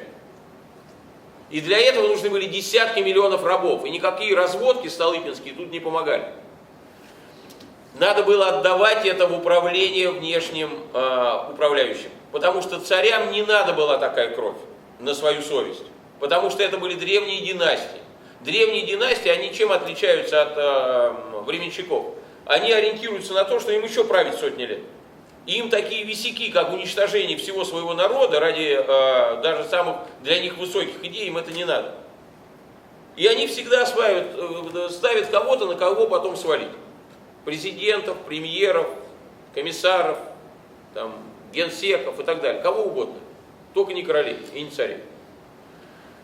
И поэтому надо было кому-то передать Россию в концессию, буквально в концессию для индустриализации. Ну, в общем, тут им даже, я думаю, выбирать не приходилось. Передали Ротшильду. Позакрывали, во-первых, долги как-то свои все там обнулили, а это важно, потому что они все в европейской семье жили, и никто там долго долги неприлично как бы иметь. Ну, а во-вторых, они стали получать дань с России, уже будучи хозяевами России дистанционными. А контролировало это все английские спецслужбы. Никто в России, в советской России, независимо от английских спецслужб не работал. И отвечал за это Феликс Эдмундович Дзержинский, как филиал МИ-6. И дальнейшим его последователем. Это были зарубежные спецслужбы, филиал зарубежных спецслужб. В основном там были евреи. Потому что трудно было набрать столько русских, которые с такой бы жестокостью действовали по отношению к коренному населению. Естественно, надо было иностранцев. И поэтому были евреи, китайцы, и латыши, и все прочие. И уже началась настоящая индустриализация. Коллективизация и ГУЛАГ. Коллективизация и ГУЛАГ – это две ноги индустриализации. Вот она так вот и шла. Молотов называл это перекачкой крестьян в рабочих. Коллективизацию ГУЛАГ. Это есть в воспоминаниях Молотова и в воспоминаниях Никонова, его внука. Можете почитать. Я тоже прочитал эти книги, и мне это помогло понять, что происходило. Там все по-честному написано. Там просто написано это другими словами. То есть вот не такими, как я говорю. А там все это написано. Там вообще все написано, вообще все открыто. Просто посмотрите с этой точки зрения, и вы все будете читать, как будто в синхронном переводе. Вот. И началась индустриализация в России. Для индустриализации, мощного рывка индустриализации Европы, надо было, чтобы Россия начала поставлять вот эти массивы подземных ископаемых в Европу. И поэтому в Европе концлагеря начались позже. У Сталина они начались раньше, а в Европе позже. Гитлер начал позже. Потому что первая скрипка была Россия. Поэтому Временное правительство Гинденбурга имело более долгую жизнь, прежде чем передать местному немецкому Сталину власть, Гитлеру, чем Временное правительство Керенского и Львова. Кстати, Керенское — это Временное правительство Львова, а не Керенского. Тоже об этом забывают, все время про Керенского. И это Временное правительство князя Львова, сверхдоверенного лица Николая II, аристократа высшего порядка. Вот, так вот, поэтому Гинденбург дольше правил, чем Львов, потому что там уже можно было начинать разгонять гражданскую войну, это было необходимо уже жесткие методы, и дальше начинать коллективизацию и ГУЛАГ. А Гитлер начал сразу после того, как Россия стала готова к поставкам подземных ископаемых. Поставлен был Гитлер, начались концлагеря Гитлера, общественные работы Гитлера и так далее, то есть индустриализация Европы. И в это же время началась индустриализация другой колонии Лондона, Соединенных Штатов Америки. Там это делал Рузвельт. Это называется общественная работа в результате Великой депрессии. Вся Америка работала за похлебку ровно столько же времени, сколько были концлагеря Гитлера и сколько у нас газовал ГУЛАГ до войны. Ровно столько же была Великая депрессия. Все синхронно. Индустриализация не могла быть несинхронна, потому что было разделение труда, вот этих обязанностей экономически по миру. Она могла быть только разработана синхронно в одном центре и руководима быть из одного центра. И разрабатывал ее не Николай II, а ученый. А Николай II был высшим, но исполнителем ученых. Потому что не может король это распланировать. Это могут только ученые, проклятые колдуны, распланировать. И поэтому на их совести кровь сотен миллионов людей положена на алтарь индустриализации, на алтарь этого сатанизма проклятого. А центр в Лондоне осуществлял и продолжает осуществлять исполнение их воли ученых. И это ни от кого не скрывается. Все научные достижения, их обеспечение исходят из единого центра, и потом все в колониях уже дружно ставят вышки телефонные, запускают ракеты, кто ракетами занимается, или там, но пищу производят искусственную по всему миру и так далее. Там, ну все, что происходит в мире, все централизованно происходит.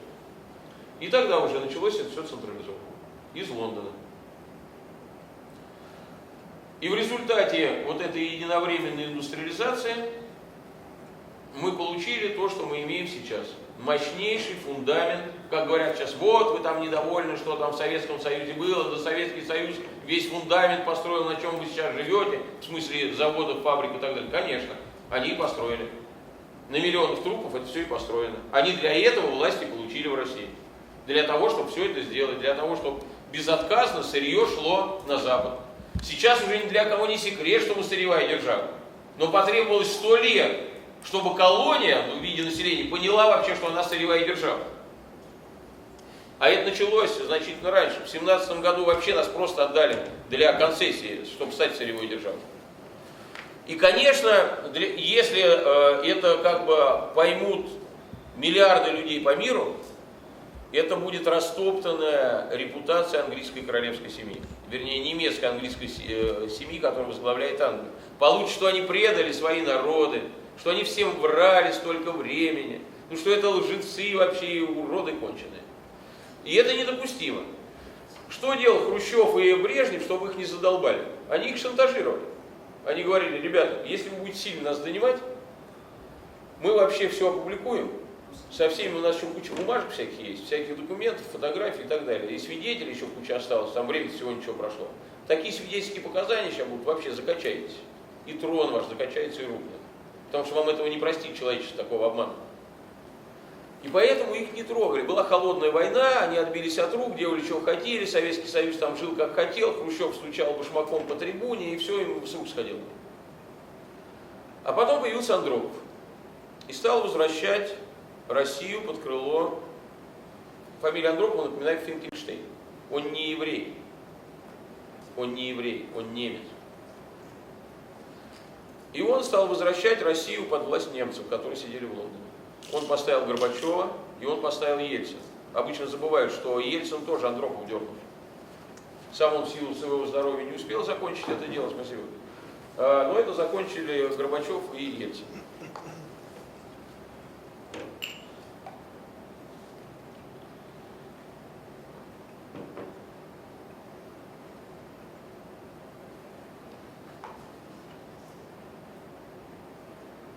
И первое, что требовалось, открытые данные, для начала взаимоотношений немецкой королевской семьи и вернувшегося блудных детей типа из России, опять под крыло хозяев, это чтобы были признаны останки царской семьи. чтобы уже нельзя было больше шантажировать английский двор тем, что мы про вас все расскажем. И поэтому заставили Ельцина участвовать в захоронении, и только после этого приехала королева Англии, ее муж, с первым визитом в Кремль. Когда они отсекли возможность того, что кто-то скажет, вообще сможет рот открыть, что царя не убили. Вы его внучка, Елизавета. И потом еще его и канонизировали. Ну, чтобы уж как следует там добить вопрос. Уж если мы уже молимся ему, вообще вы о чем говорите? Это вообще хула на святого.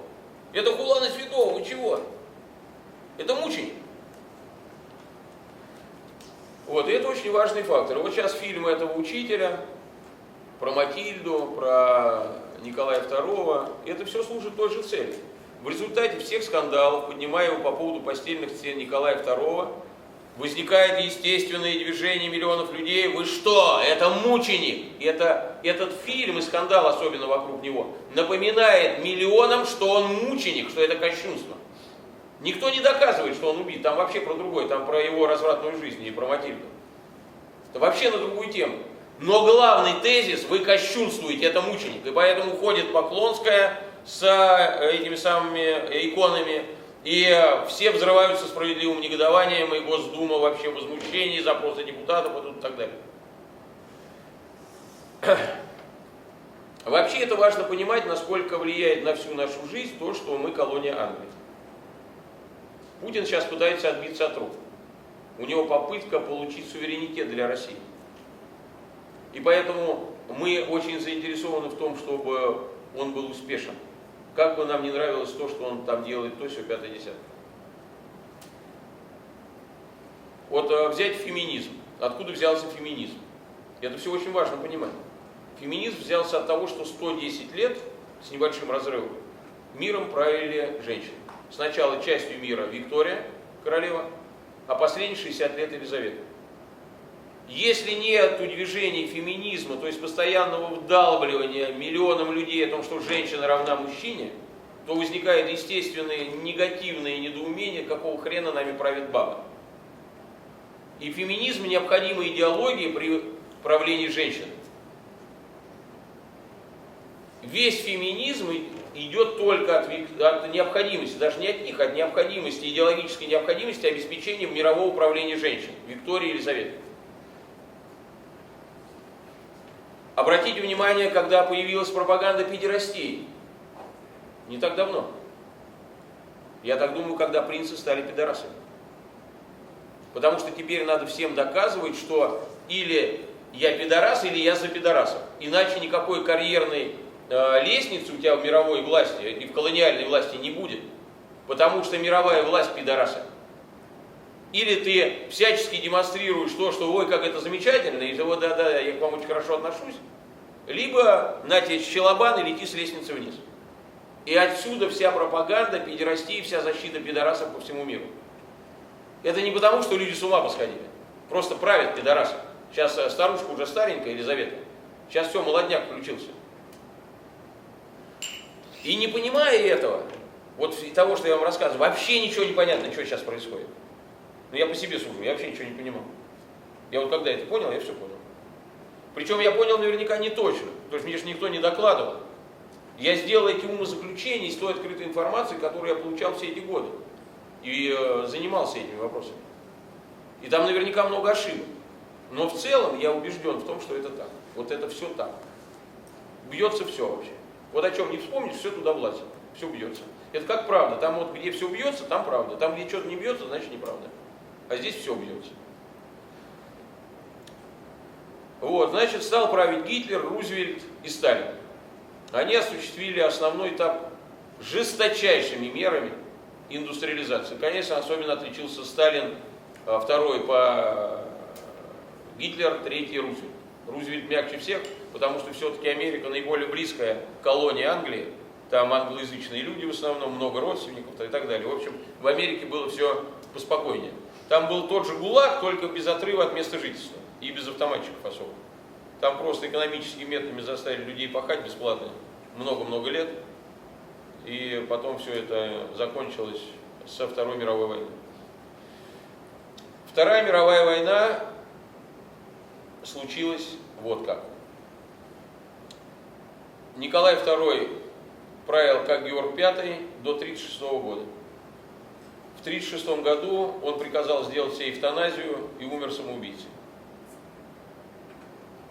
И воцарился сын Георгия V настоящего, Эдуард VIII. Это настоящий сын Георгия V. По открытым данным, до воцарения Эдуарда VIII все его интервью, которые он дает по поездкам по миру, планово, у него все интервью пронизаны одной красной чертой. Я не буду править, я отрекусь от престола. Я хочу другой жизни, я современный человек, у меня другой характер, я не буду править, я отрекусь от престола. И он выполнял эту функцию, которая, очевидно, и, конечно, она согласована была с семьей, потому что он не мог без семьи все это нести постоянно. Это все-таки принц, а не сын там, отбившийся от рук какой-то.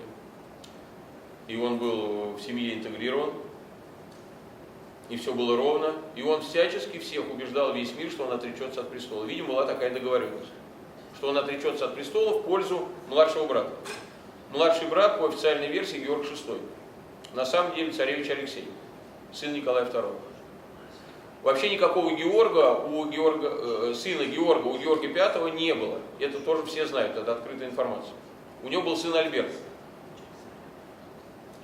И якобы этот Альберт стал Георгом, когда воцарился и в честь отца принял имя Георга, что тоже никогда не бывало, такого в династических делах нет таких прецедентов. Это глупость. Но самое главное даже не это. Самое главное, что безусловно свидетельствует, что это не Альберт, вообще не Альберт, ни разу. То, что нет ни одной детской фотографии Альберта. Ни одной. Всех остальных детских фотографий не сотни, а тысячи. Все очень увлекались фотографией в начале 19 века и в конце 19-го. И фотографии Николая II в детстве, Алексея в детстве, Георга V в детстве, Эдуарда VIII в детстве, Алисы, всех, бесчисленное количество. А Альберта нет ни одной фотографии. Из этого мы можем уверенно сделать вывод, что Альберт тоже умер при неизвестных нам обстоятельствах, как и Георг V при известных нам обстоятельствах, что он в результате травмы в конечном итоге скончался. А вот Альберт, когда умер, я не знаю. И не обязан знать. А почему я уверен, что это Алексей воцарился сын Николая II? Во-первых, потому что правил Николай II вместо Георга V, кому воцаряться, как не Алексей. Во-вторых, если сравнить фотографии, там разница в 30 лет, надо иметь в виду, Молодникова Алексея и Георга VI, то это тоже один и тот же человек. У меня есть опубликованная подборка фотографий, ряд в ряд. Они, так мягко говоря, очень похожи. Разница в 30 лет человек меняется. Я тоже всего лишь похож на того, кем я был в 15-16 лет. Не более того. Но тем не менее я похож. Вот и Алексей очень похож на Георга VI. Он не очень чисто говорил по-английски. На это жаловался Чарльз Гиббс. Я думаю, что этим объясняется, может быть, в том числе этим объясняется. Это мой допуск, то, что по официальной версии он заикался, поэтому редко выступал. Георг VI. Может быть, он действительно еще и заикался, потому что все-таки, я думаю, что для молодого человека было трудно пережить то, что они вот так вот тихо уехали и оставили на растерзание очень многих людей, которых они знали с детства. Многих близких родственников дернули всех, конечно, то есть все живые, или почти все, в режиме на войне, как на войне. Но огромное, они понимали, сколько людей погибло. И тут можно и заикаться, конечно, начать.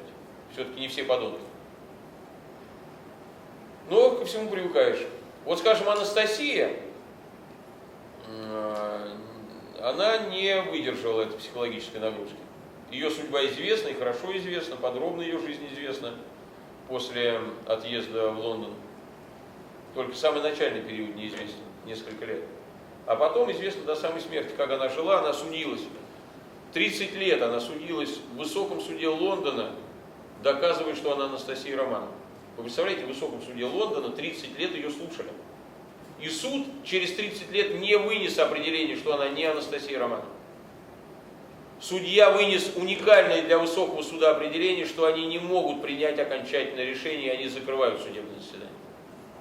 То есть они не отказались признавать ее Анастасией и не признали Анастасией. Это тоже объяснимо, потому что это все-таки близкая родня. И она повела себя достойно. По заключению суда, суд отказывается ее признать Анастасией Романовой только по одной причине. Это документы суда, они все открыты. Она отказалась, официально отказалась объяснять, откуда она взялась. Откуда, то есть она отказалась объяснять несколько лет перерыва. Она сказала, я вам этого не скажу. Ну, принцесса, можешь себе позволить. А потому что ей бы пришлось говорить, что вон, это Георг V и Георг VI, это мой папа, это мой брат. Это было бы предательство для нее.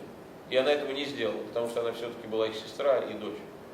Она не хотела жить этой лживой жизнью, она говорила, я Анастасия, я выжила чудесным образом. Вот я вам свидетельствую, что я Анастасия. Вот я вам рассказываю то, чего никто не знает. И вот вам десятки свидетелей подтверждают, что это могла знать только я. И она, кстати, была похоронена в фамильном склепе Галштейн-Готторпского в Европе. Ни много ни мало. Самозванка. При том, что ее официально не признали, но она была похоронена в фамильном склепе. Потому что поблизости, а семейные дела семейными делами. Это все-таки дочка и сестра.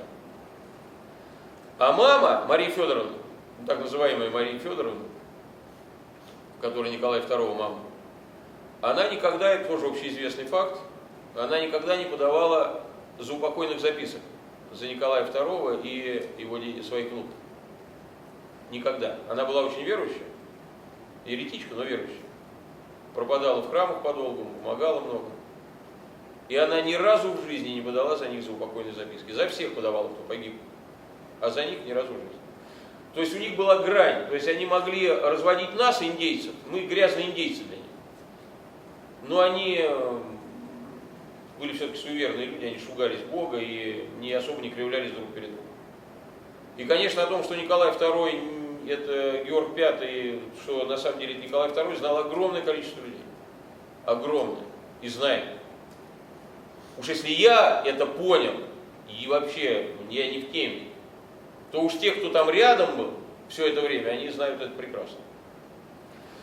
Очень характерно поведение посла Бьюкенена, который как раз и был передаточным звеном, когда то мы принимаем царя, ну когда он сидел типа в заключении в Лондоне, то мы отказываемся принимать царя, Бьюкенен все передавал эти телеграммы. И он очень переживал, он был приличный человек, и его воспоминания тоже очень характерны, и особенно воспоминания его дочери. Дочь пишет примерно следующее, я сейчас не точно процитирую, можете прочитать, они есть тоже в продаже. Дочь пишет, папа в конце концов сказал, что жестко поставит вопрос по поводу своей пенсии, что или он все расскажет, или пусть ему дают нормальную пенсию. Вот в таком духе. И именно речь шла о царской семье. Его и убрали в связи с этим, тоже по вопросам царской семьи. И когда я это понимаешь, вот все воспоминания, которые читаешь другими глазами. Потому что людей много было в курсе, кто много, их дезавуировали. Вот Анастасия, скажем, вообще она просто говорила, я Романова. Ну и что? Ничего. И на кого из нас это, на вас или на меня это повлияло? Никак. Я про эту Анастасию Романову, что она самозванка и подробно читала воспоминания, знал не знаю сколько лет назад. И все равно я этому не придавал должного значения, не зная общей картинки. А когда я узнал общую картинку, это все встало на свои места. Поэтому никто не придает этому значения. Это вообще, там завтра появится кто-то и скажет, Елизавета II завтра скажет, что я внучка Николая II. Все скажут, старуха сошла с ума. И все. Да она и сказать этого, я думаю, не успеет. Кстати говоря, не факт, что у Елизаветы II нет. Почему у всех есть двойники, а у Елизаветы II нет? Вот почему у Аллы Пугачевой есть, а у Елизаветы II нет? Что там, Алла Пугачева круче Елизаветы II, что ли? Поэтому сейчас, в век пластических операций и прочего безобразия, вообще там подработать слегка для любого человека, никакой, особенно для руководителя государства, не просто никакой проблемы не представляет. А я сомневаюсь, что есть сейчас хоть один руководитель государства, у которого нет двойника. Вот у меня есть двойник. То есть у меня есть человек, который, когда мне надо, от моего имени выступает. У меня даже есть, он бесплатно делает, мы очень похожи, мы друзья. Мы подружились, мы очень похожи. Его можно отличить, он не очень на меня похож. Но когда идет, вот мне надо, вот бывают такие, 2 раза у меня была такая ситуация. Он за меня надевал очки, он без очков, одевал очки, у него сросли стекла. И выступал, и так, похож нормально, никому в голову ничего не приходит. И говорит примерно, как я. Вот, очень хороший парень. А уж там у всяких, там, я не знаю, Меркелей и прочих, это все, как же ему не быть двойников-то? Наверняка есть. Ну и всех прочих. Я так думаю. Но, по крайней мере, ничего удивительного в этом нет. Ну так вот, откуда взялась мировая война? Я все перескакиваю, чтобы понятнее было, когда вспоминаю. Значит, Эдуард VIII должен был отречься от престола. И когда умер Георг VI, он был провозглашен королем, но не коронован. Он принял власть. По сценарию он должен был дальше отречься от престола в пользу Георга VI, в пользу Альберта. А он этого не делал. Он передумал. И он настаивал на коронации. И имел на это полное право. И его год никто не короновал. Год. Пока он не отрекся от престола. Ни епископ Кентерберийский, который тоже не мог быть не в теме, потому что он лично всех знал прекрасно. Ни прочее окружение Николая II, который все представлял себе английский дом на этот момент. Его не поддержал никто. Ему сказали, как я себе представляю, парень, как договаривались, так и делаем, вариантов нет. И он через год отрекся от престола в пользу Альберта. После этого он был сразу под конвоем отправлен в замок Ротшильдов в Нормандии, и там пробыл под охраной один до момента коронации Георга VI. После чего парламент Англии принял закон, специальный, открытый закон о запрещении Эдуарду VIII вступать на английскую землю, на территорию Великобритании. То есть его отправили в изгнание. И назначили пенсию, унизительную пенсию для короля в 20 тысяч фунтов стерлингов в год. Это просто плевок в лицо. Он был обречен на нищету. По королевским меркам это нищета. Это не бедность, это нищета. Это было тяжкое оскорбление, это его вот так вот сильно, за то, что он повел себя не по договоренностям, ему так сильно отомстили. Поставили на место. Наказали. Не отомстили, наказали. Воспитательный процесс такой был.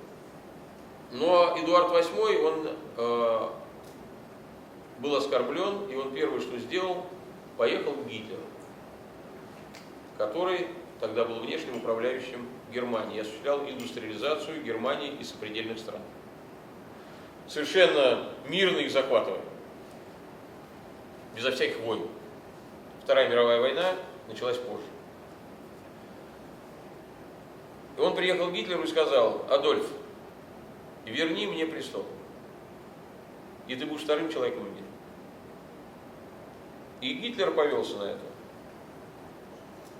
И создал гитлеровскую коалицию. В Нюрнберге собрали саксон-кобург-готскую династию на бал в отеле Гранд, по-моему, назывался, и называется. Всю знать собрали с Европы.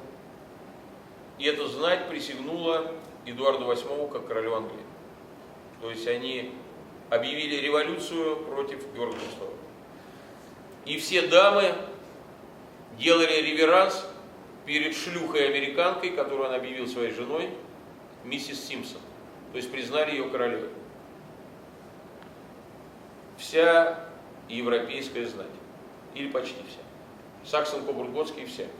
Потому что они были, конечно, оскорблены тем, что Гаушейн-Гатторпские отняли у них трон. Народу было немного на бале. Это было более 100 человек всего лишь. но это была высшая европейская знать. Присутствовал Гитлер. С этого началось создание гитлеровской коалиции. В нее вошли, как вы знаете, Италия, Греция, Бельгия и так далее. Нидерланды поддержали активно. Вильгельм II, не напоминаю, Нидерланды, Вильгельм II. То есть они почувствовали себя обманутыми, и они опять захотели вернуть себе английский престол. И мотивация Второй мировой войны – это схватка между Эдуардом VIII и Георгом VI. Эдуарда VIII поддержал Гитлер, а Георга VI в конечном итоге поддержал Сталин и Рузвельт. И это и была Вторая мировая война. Сталин на первом этапе поддался на уговоры Гитлера и Эдуарда VIII.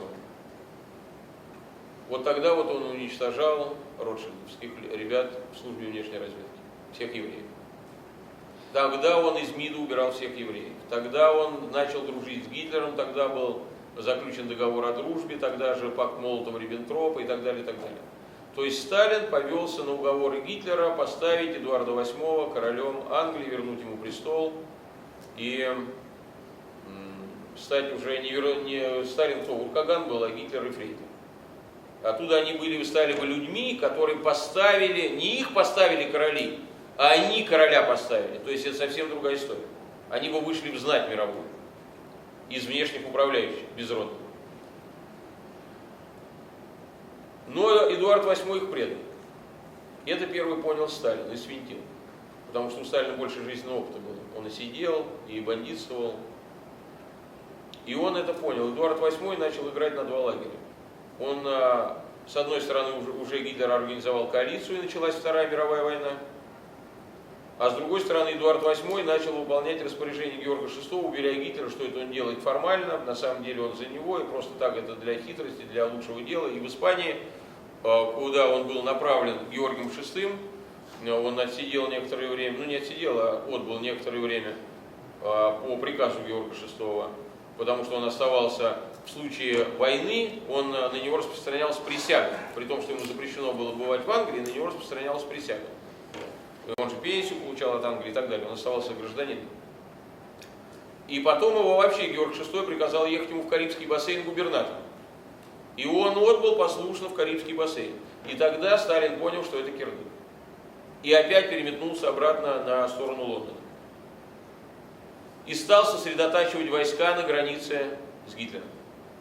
У них уже была общая граница. В результате пакта Молотова-Риббентропа. Для того, чтобы, если Гитлер ударит на Англию, ударить ему в спину. И поэтому не Сталина была инициатива начала. Он говорил: Адольф, я тебе верю, что ты ударишь Гитлера по Англии. Не в виде авиаударов, а уже в виде высадки физической морского десанта. Это называлось операция «Морской лев». Описание операции есть в шеститомнике хрестоматийном службе внешней разведки, который сейчас есть в продаже. У меня выложен на сайте в момент один. Там редакционное коллегия около 30 или что-то в этом духе генералов СВР. То есть это очень серьезный источник.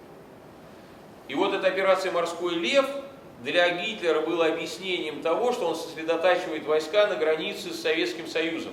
Он говорит: Иосиф, я для отвода глаз сосредотачиваю войска, чтобы неожиданно ударить по Англии. А разведка Сталину докладывала: да, операция «Морской лев» готовится, все нормально. Разведка докладывала: да, Гитлер не закупает полушубки, да, Гитлер не закупает смазочное масло для смазки там в зимнее время оружия. То есть он не собирается нападать на Советский Союз 100%. То есть по всем косвенным признакам и по договоренностям с Гитлером, Гитлер не нападал на Советский Союз. Он должен был напасть на Англию. Но Гитлер напал на Советский Союз, потому что он понимал, что сосредоточение советских войск на границе с Германией может быть только для одной цели – для нападения на Германию. И поэтому нападение на Англию для него было бы смертельным шагом. Он отправил Гесса в Англию заверить англичан, что он нападать на них не будет. Черчиллю, как опытному политику и военному, было выгодно, чтобы Гитлер сначала сжег все войска на границе у Сталина. потому что иначе бы это было избиение младенцев. У Сталина было столько войск, что война бы закончилась за 3 недели на Атлантическом побережье. И оказалось бы, Лондон оказался бы со Сталиным 1 на 1. Причем Сталин подчиненный, да еще посадивший Эдуарда VIII на трон, то есть уже разговаривающий через губу с руководством, и Георг VI свергнут. И в общем все плохо. И поэтому англичане дали разбомбить Сталина сначала. То есть втянуть его в затяжную войну. И потребовалось 4 года чудовищных жертв для того, чтобы победить Гитлера. И отработать свою функцию в качестве ставленника Лондона. Не случайно в 1943 году, во время Тегерана 43, Сталину был вручен меч от Георга VI, и Сталин принимал его, встав на колено перед Черчиллем. Публично, перед всей честной компанией. Перед всеми делегациями советской, американской и английской. На коленях перед Черчиллем, как представителем короля Англии. Потом этот момент из видеосъемки убрали. Сделали, его вырезали под вспышки типа этих фотоаппаратов. И в видеосъемке этого момента нет, как он стоит на колено. Есть, что он получает меч, а то, что он встает на колено, нет. Мы провели экспертизу у режиссера Мозголевского, он сказал, что это нарезка 100%. И у нас есть 2 свидетельства, между 2 или 3 свидетельств, говорят, достанет всяк глагол, в Библии написано. Первое свидетельство, опять же, служба внешней разведки, хрестоматийный сборник 6-томный. Свидетельство полковника, который возглавлял на момент Тегеран-43 службу охраны Сталина и подготовки мероприятия. Это его свидетельство, и он и есть в этом сборнике. И опубликован у меня на сайте Факсимиле, и вы можете почитать сами, что Сталин встал на колени.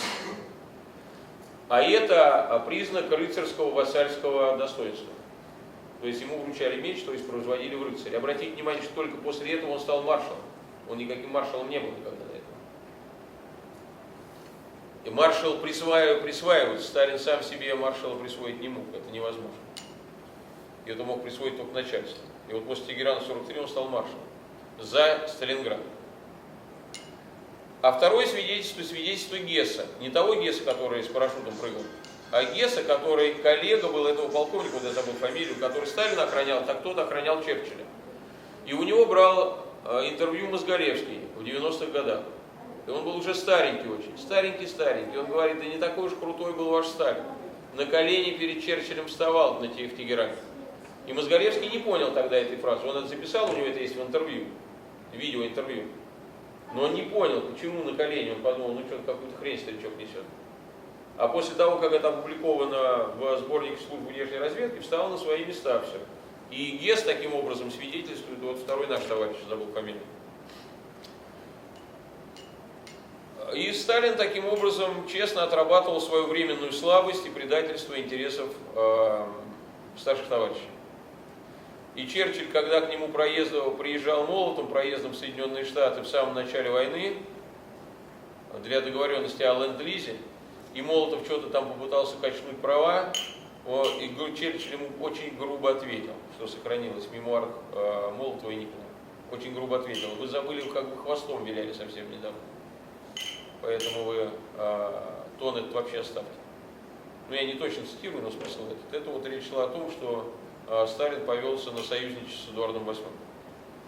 Некоторое время. Потом сказал: извините, виноват, болван, исправлюсь. И поскольку альтернативы не было, его, естественно, простили. Забегая вперед, можно сказать, что потом Сталин все-таки отбился от рук и захотел суверенитета Советской России, за что был отравлен.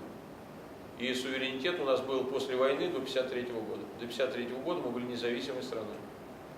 С момента расстрела Михоэлса и ареста Жемчужина, когда Сталин отказался передавать Крым еврейской международной организации Joint, которая его купила по договору купли-продажи с РСФСР в 1928 году по неправильному летоисчеству.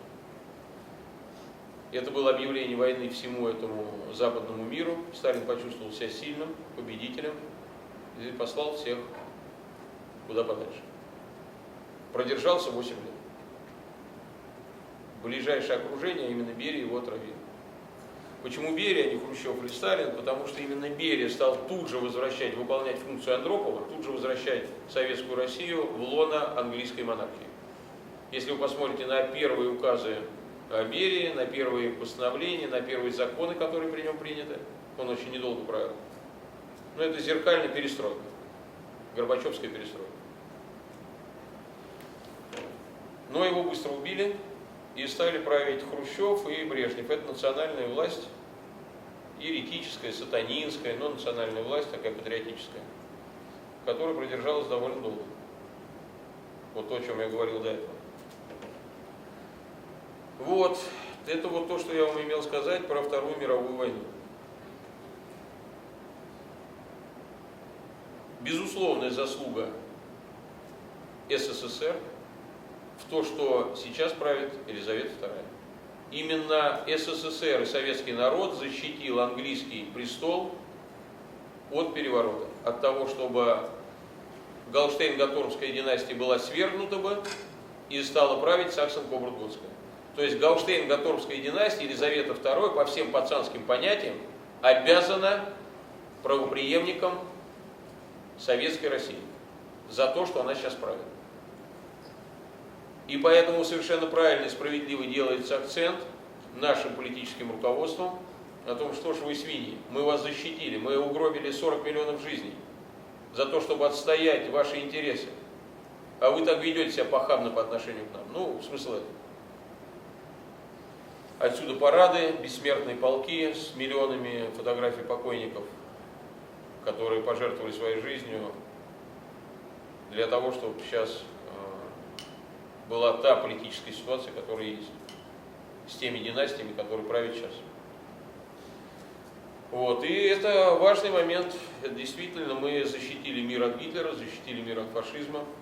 Это чистая правда. И ничего у Эдуарда VIII и Гитлера не получилось. Это наша заслуга.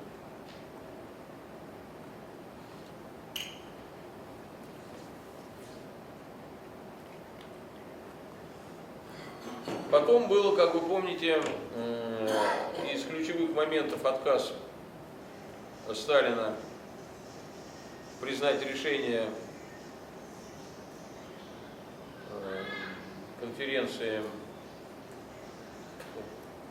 где принималось решение о том, что доллар не будет фактически обеспечен золотом. Бреттон-Вудской конференции. И это был тоже значимый момент, но еще не ключевой. Потому что тогда деньги во время Второй мировой войны, во время разгара схватки за власть в мире, не имели особого значения, тип расчета. Потому что ленд-лиз шел в золото. И было совершенно безразлично, как там что кто придумывает с бумажками. А вот когда произошел отказ от Ямайской конференции, где уже в новейшие наши времена, в конце 20 века, советская Россия, СССР отказалась от признания доллара в качестве расчетной единицы без обеспечения золотом, вот это уже привело к совсем крайней форме негатива и плохих взаимоотношений между Западом и Востоком, к обострению холодной войны. Нам еще впаривают, я тоже всегда в это верю, что мировой гегемон — это Соединенные Штаты Америки. Это, безусловно, обман. Соединенные Штаты Америки — это такая же колония, как и Россия, просто это более близкая колония, как я говорил. Все президенты Соединенных Штатов Америки назначаются, уникальное исключение, Трамп — это исключение, это отдельная тема, это срыв. Как вот, знаете, происходили срывы у них, и приходилось там воевать, что-то там переделывать, так и здесь с Трампом у них срыв, слава богу. И это большая, конечно, дает нам надежду на изменение ситуации в мире. Но везде, где есть президенты и премьеры, это всегда назначаемые должности. Это тоже важно понимать. Наследственные должности только королевские и царские. Все остальное — это временные правители, это только назначаемые люди. Никаких выборов не существует, никогда не было и никогда не будет. Выборы — это успокоение для индейского населения. Это чистый политез для местных аборигенов. Что вы же выбирали, типа, ну вы же выбирали, ну что? Типа, ну да, мы же выбирали, То есть вот в этом весь смысл этой дури с выборами, и демократией, и правами человека и так далее. Вот. Сколько по времени я говорил? Кто-нибудь смотрел по времени? 2 часа. Я не смею больше говорить в режиме монолога. Хотя еще есть много чего сказать, я много чего не сказал. Очень много. По-хорошему надо было бы написать книгу. Но нету сил, и нет секретарши. И нету сил. Вот я вот эту хрень никак не могу закончить. Никак. Недели 3. С фотографиями у меня. Вот. А так очень много интересного. И потом главное, что если вы это поймете, вот если вы это поймете, а тут понимать-то нечего, что-то понимать. Тут все открыто вообще. Вот я думаю, что вы это поняли. Это слово поймете даже не подходит. Вы это узнали. Тут нечего понимать. И вы теперь куда ни посмотрите, чего вы не откроете, и чего вы не услышите, это будет все бесконечное подтверждение этого. Вот вы увидите. Это вообще удивительное дело. Правда, это удивительное дело. И даже будет корректировка. То есть, вот это Стерлигов неправильно говорил. И это тоже будет подтверждение этой версии. То есть, это будет корректировка мелочей всяких. Да. Герман Львович, а тогда сегодняшний день Сирия, можно так пояснить, чего мы туда лезем? Путин становится самостоятельным правителем. Этого не хотят Ротшильды. Истекает срок концессии 25 октября этого года. 100-летняя концессия Ротшильдов заканчивается через несколько месяцев. Либо Ротшильдам продолжат концессию, либо править страной будет Путин. Сейчас Путин не правит страной. Это, в общем, тоже все знают. Центробанк не подчинение, те не подчинение, эти не подчинение, это не правление. У него есть свои функции, которые ему нарезаны. Он их выполняет. Он не беспредельничает. Он говорит, я вам не Гитлер. Ну, буквально так это и звучит, когда Чарльз говорит, ты Гитлер. Он говорит, нет, ты сердишься, значит, ты не прав. Цитат Путина. Я не Гитлер. Я предлагаю вам работать по другим правилам. Пришло другое время. То есть в переводе, в синхронном переводе все понятно, что он говорит. И если понимать, о чем идет речь. И сейчас будет 25 октября, и закончится контракт. И вот этот момент истины. И все, что сейчас происходит в мире, Сирии, Трампы, Фигампы, гонение на Путина, поливание его грязью, санкции Америки, Европы, это все про это. Кому сейчас достанется Россия? Путин хочет, чтобы досталось ему. То есть нам, он наш соотечественник. Ротшильды хотят, чтобы досталось им. Принц Чарльз заикался о том, что не воцарится ли мне. Официальная информация. Вы ее, наверное, слышали. Кто-то говорит о том, что Генри неплохо было бы. Кто о чем? Я на стороне Путина. А вы смотрите сами. У Путина столько двойников, что там затрахаешься травить. И правильно делают. Вообще единственная гарантия, даже не гарантия, а средство обезопасить себя от физического уничтожения в ситуации с Владимиром Владимировичем, это иметь двойников. Даже если убьют его, окружение скажет, вот он раненый, нормально живой. То есть бессмысленно физическое уничтожение. Попытки уничтожения почти бессмысленны. И это можно добиться только наличием двойников. Поэтому Николай II имел 7 сборных семей. И все умные люди так делают. А вот Голштейн, если Романовы в Крым приезжали, вот, то есть они пытаются сейчас тоже опять обратно вернуться в Россию, Это правильно? кто? Ну вот Романовы, которые приезжали в Крым. Это вот эта баба с да, мальчиком? Нет, это они не Романовы. Ну, в смысле, они не Романовы, они не Гамбилы. Романовых вообще нет никаких. И даже не Голштейн-Гатторпский. Был такой случай. Вот тоже такая информация интересная, может быть, и для журналистов, потому что это нигде не писали. Был такой случай, когда приехала Елизавета II и Филипп с визитом к Ельцину.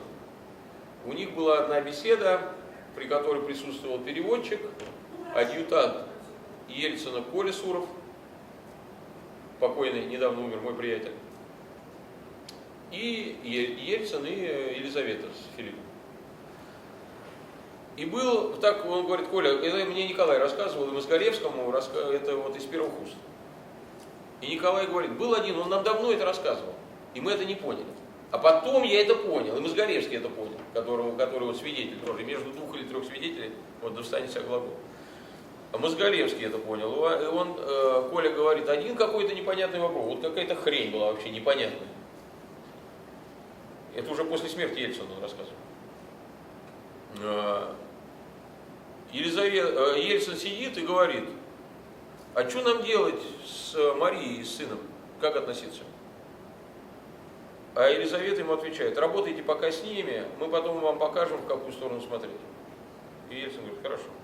И на этом вот был исчерпан вопрос. Это все из области учителей фильма про Матильду. Царя убили, вот потомки. Это все. То есть никакого смысла это не имеет другого. Все эти бредни про то, что царское золото туда-сюда, все царское золото у царя, там все нормально. Хозяева не сменились в мире. Какие были, такие остались. Это все publicity, награждение лентами, орденами. Знаете, как есть ряженые казаки, ряженые дворяне, ряженые священники, а есть ряженые наследники царского престола. Это вот про них. То есть везде все виртуальное, везде вранье. Везде одно сплошное вранье. Вот живите по правде, делай как я. От этого получаешь удовольствие, даже когда от этого нет выгоды. От этого получаешь радость, даже когда от этого есть неприятности. Потому что правда это прекрасно. Для христианина это как воздухом дышать, жить в правде. Ну, я же живу. Смотрите, а если меня убьют, то я попаду в рай, если меня за правду убьют. То есть при том, что я грешная свинья, грязная, мерзкая свинья. Если меня убьют за правду, я попаду в рай. За Христа убил. Красота. Беспроигрышная штука. Пока живой говоришь правду, а убили в рай. Вы что? Женщина. Ну, может, мужиков есть вопрос. Давайте первых мужчин. Давайте. Да. Это женщинами разговаривать, это вообще. Древней письменности. В чем же самая дальняя подоплека вот этого всего нагнетения, вот этого вот деградации всей этой, если не считать грехопадения? Это научный прогресс. То есть власть захватили колдуны-ученые над царями и над королями. Колдуны учеными. Ну, да, это власть сатаны, конечно. Власть ученых – это власть сатаны, безусловно. Я не могу вам назвать реперную точку. В России реперная точка, когда вот царились колдуны, это Романовы. То есть Алексей Михайлович уже с ума сходил по ученым, завозил их отовсюду и так далее, колдунам. Его детей воспитывали колдуны. Артамон Матвеев и Сатановский. Все, газовали колдуны. То есть все Петр I и прочие уже выросли воспитанные колдунами. То есть их официальные учителя были колдуны. И это все в официальных биографиях. А? Философы лжецы, которые обеспечивают колдуной политруки, идеологической подоплекой. Что вот это движение вперед, это разум, это познание, тра-ля-ля. Ну это политрук, который проводит политзанятия с баллонами. Чтобы не мешали работать ученым, чтобы выполняли все, что они говорят. То же самое делают писатели, актеры, режиссеры. Что философы? Я понял. Да. А что, Иван Грозный разве не был окружен колдунами? И ворожеями, и в шахматы играл, хотя в ересь еще не впали? Нет, таких источников нет. Все, что вы называете, это журналистский уровень. Источников таких не существует. Летописных источников таких нет. Вот я вам говорю, как председатель общества любителей древней письменности и начальник штаба поисков в библиотеке Ивана Грозного. Источников нет. Он другими вещами согрешил, очень серьезными, и отступлениями, чудовищными, в результате которых развалилась Русь, и она превратилась в Россию. Он присоединил Казань, муслимское царство, и назвал себя царем Казанским. Это практически отречение от Христа. И он не казнил мужеложников, которые были выявлены в царском войске. Это и есть источник. И это колоссальное отступление от заповеди Библии. То есть это просто вообще дезертирство. И Господь наказал его, известно, как семьей, у него все дети. Один дурачок был, остальные все перемерли и погибли. После него рухнула страна. И немцы, и воцарились немцы в России. Такой еще вопрос. Откуда у вас такая вот, не то чтобы любовь, а уверенность в говорите, Путин, суверенитет для России там пытается добиться. Если кругом сатанисты и пидорасы сейчас правят миром, может быть, почему вот именно в Путине вы так уверены, что если он тоже не выбранный нами индейский президент, а если он поставлен на эту должность? Слушай, я не то, чтобы я в себе не уверен, не то, что Путин. Всяк человек ложь. Но даже сатанист, Путин не сатанист, кстати говоря, он просто еретик. Я так думаю, по крайней мере, ну, по внешним признакам. Даже еретик хочет суверенитета. Даже сатанист может хотеть суверенитета, быть самостоятельным. Кому нравится, что над ним там 8 начальников? Ему хочется, чтобы над ним был, ну пусть один начальник. Там король английский. А сейчас над ним Ротшильд, Ми-6, короли, а там еще ученые где-то, вообще хер его знает где. И он их даже и не видит. Зачем столько начальства? Это любому человеку неохота столько начальства иметь. Чтобы к тебе приходила какая-нибудь Набиуллина. Ты говорил, слушай, может сделаем вот так? Говорят, нет, мы сделаем вот так. Ну ладно, хорошо. При том, что он формально ее назначает. А фактически она подчиняется МВФ и назначается МВФ. Ну кому охота такой власти? Это все равно, что я буду в Слободе рулить, а там Вахидыч будет иметь власти больше, чем я. А будут говорить, вот Герман там хозяин в Слободе. Ну мне, конечно, будет хотеться настоящим хозяином стать. Пусть там Путин надо мной будет, а я хозяин в Слободе. Причем Вахидыч.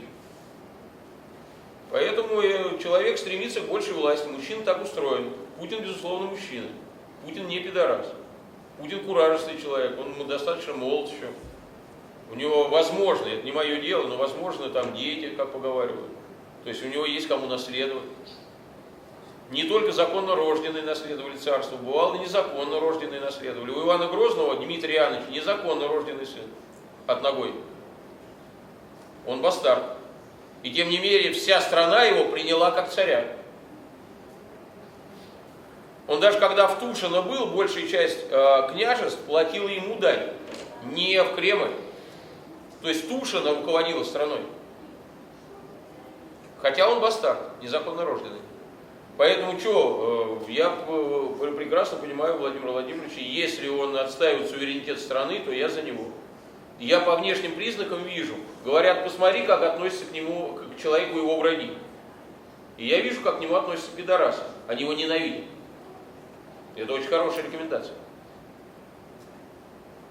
Говорят, враг моего друга мой враг, ну там и так далее, комбинации. То есть Путин мой друг, я его сторонник. Мы плывем с ним в одной лодке. Его свергнут и воцарится пидоросня, у меня будут проблемы. Он останется, у меня не будет этих проблем. И я адекватно отношусь к ситуации. Не потому, что я там верю ему, я его фанат, он охренительный человек, этой темы вообще нет. Он делает много из того, что я проклинаю и говорю, что это сатанизм. Но я его сторонник при этом. Мы в этой драке по одну сторону баррикад. И я допускаю, что ему даже не понравится то, что вот я такие вещи высказываю.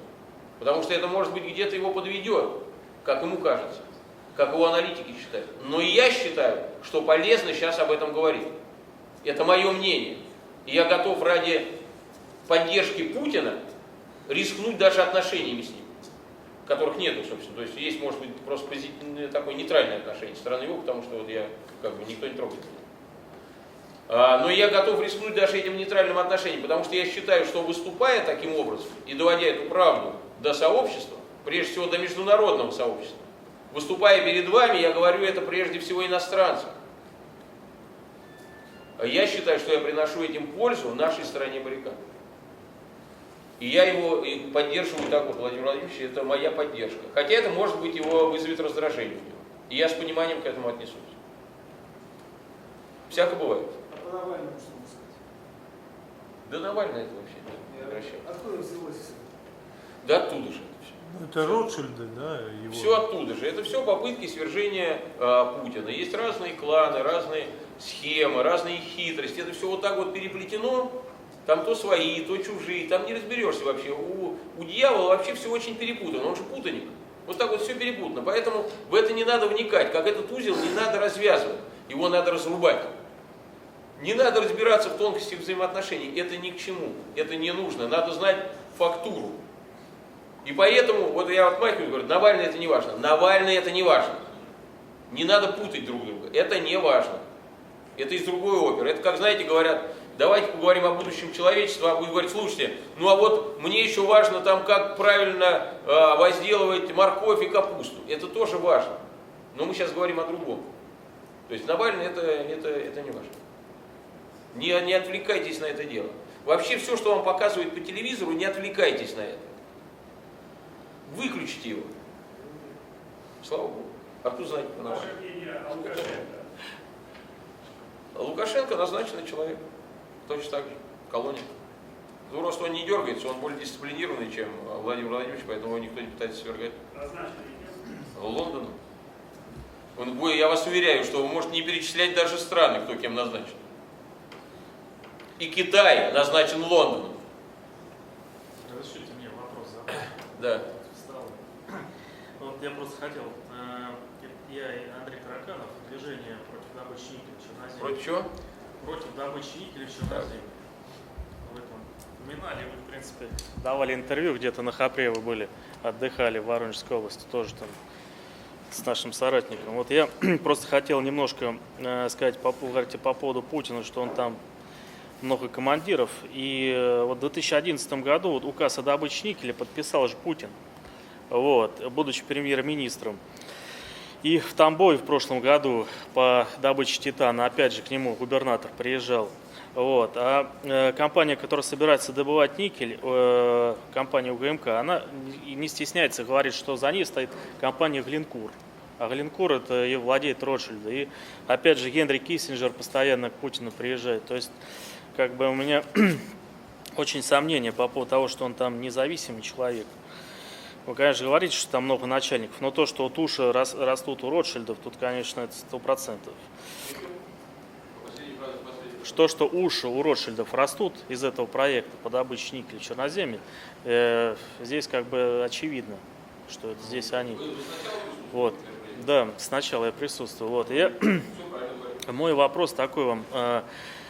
Дело в том, что если вы человек, который за экологически чистые продукты, да, а если будет какое-то производство находиться рядом, опять же, на черноземах, на драгоценных землях, которые должны накормить народ, а не на которых должны быть фабрики по добыче там, никеля, вот, то я думаю, что нужно, может быть, как бы здесь появились какой-то, может быть, мы с вами там скоординируем нашу деятельность. Вот, и вопрос, готовы ли вы этому участвовать или там не готовы. Да. Ну, во-первых, мы раздали 120 тысяч листовок за последнюю неделю с приглашением воронежцев прийти на митинг вчера в 4 часа на Адмиралтейскую набережную по этому вопросу. Естественно, с этой позиции. Пришло 6 человек. 6 человек. Ну, я могу сказать... Более того, были проведены, насколько я знаю, Путилевым встречи и переговоры со всеми активными игроками на этом поле. И все сказали, мы придем обязательно, толпой народу, не пришел никто. Ну, дело в том, что рабочий день вообще тут у нас... Базару нет. Ну, и не это главное. И не это главное. Я без претензий. У меня даже все, что можно делать, все лучше.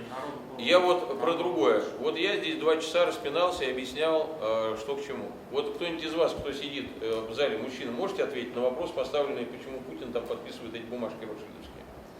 Можете объяснить, вот исходя из услышанного, что надо ответить джентльмену? Вот он тоже слушал всю дорогу и задает мне этот вопрос. Российский Да. вы предали. Это не его тема. Он есть, никто и звать никак в этом вопросе. Ему говорят, на, подписывай. Твоя обязанность, все эти бумажки подписывать. Он и подписывает. Помощников у нас сейчас, кроме нас самих, нет. Да нет, это у вас помощников, кроме вас самих нет. Вот у меня мой господин есть, Иисус Христос. А у вас, да, вы бесхозные, бритые, бесхозные еретики. Поэтому вам только на самих себя рассчитывать. И поэтому всякими глупостями занимаетесь. Да какой вы православный, когда вы бриты? Это кощунство вообще называть себя православным, когда вы харю себе скоблите. Вы хоть не называете себя православным. Ну, это ваше мнение. Это мнение Библии, а не мое мнение. У меня нет своего мнения по этому поводу. На Руси не отпевали тех, кто умирал с подсеченной бородой, то есть подстриженной, и не молились за них. Зарывали вместе с собаками и самоубийцами вдоль дорог. Это правило Стоглавого собора. Вон, познакомьтесь. Ну, это Мое мнение. ко Вот, мне, так то есть вот, это вам ответили? Ко всем, кто вот здесь находится без бороды, это все еретики тогда. Да, безусловно, 100%. Все в мире, кто бритый, все еретики. Это признак ереси. Это не грех, а признак ереси. Хорошо, что вы это узнали сегодня. Это вот даже... Ну, у меня один вопрос, то что... Вы поняли ответ на вопрос про Путина или не поняли? Про Путина я не понял. Поднимите руки, кто понял ответ на вопрос про Путина. Вопрос Ну про тогда я вам никель одному непонятно. объяснять не буду. Все тяжело.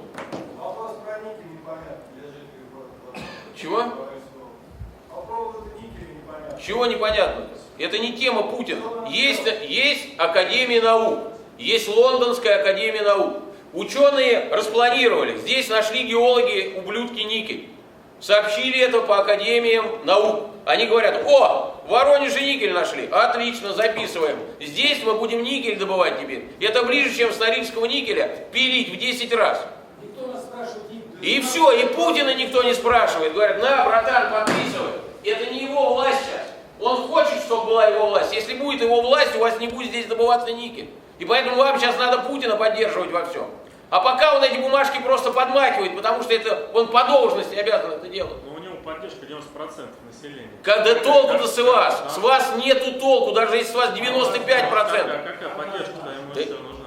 Поддержка понимающих людей. Когда люди понимают, в чем поддерживают, тогда эта поддержка важна. Знаете, к чему это приводит? Это главное, что я вам хочу сказать. То, что вы начнете у Путина требовать отключения электричества в мире. Что, Владимир Владимирович, отключайте им нахрен электричество во всем мире. И полный суверенитет для всех стран тогда сразу.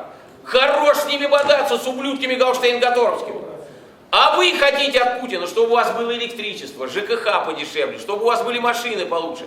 Вы делаете все для того, чтобы мы были рабами Лондона.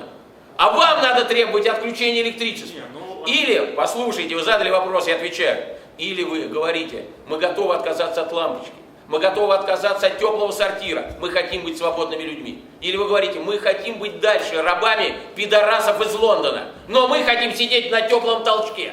Вот это два варианта, они взаимоисключающие. Или так, или так. И именно об этом речь, когда речь идет о никеле. В одном случае будет добываться никель, в другом случае он добываться не будет.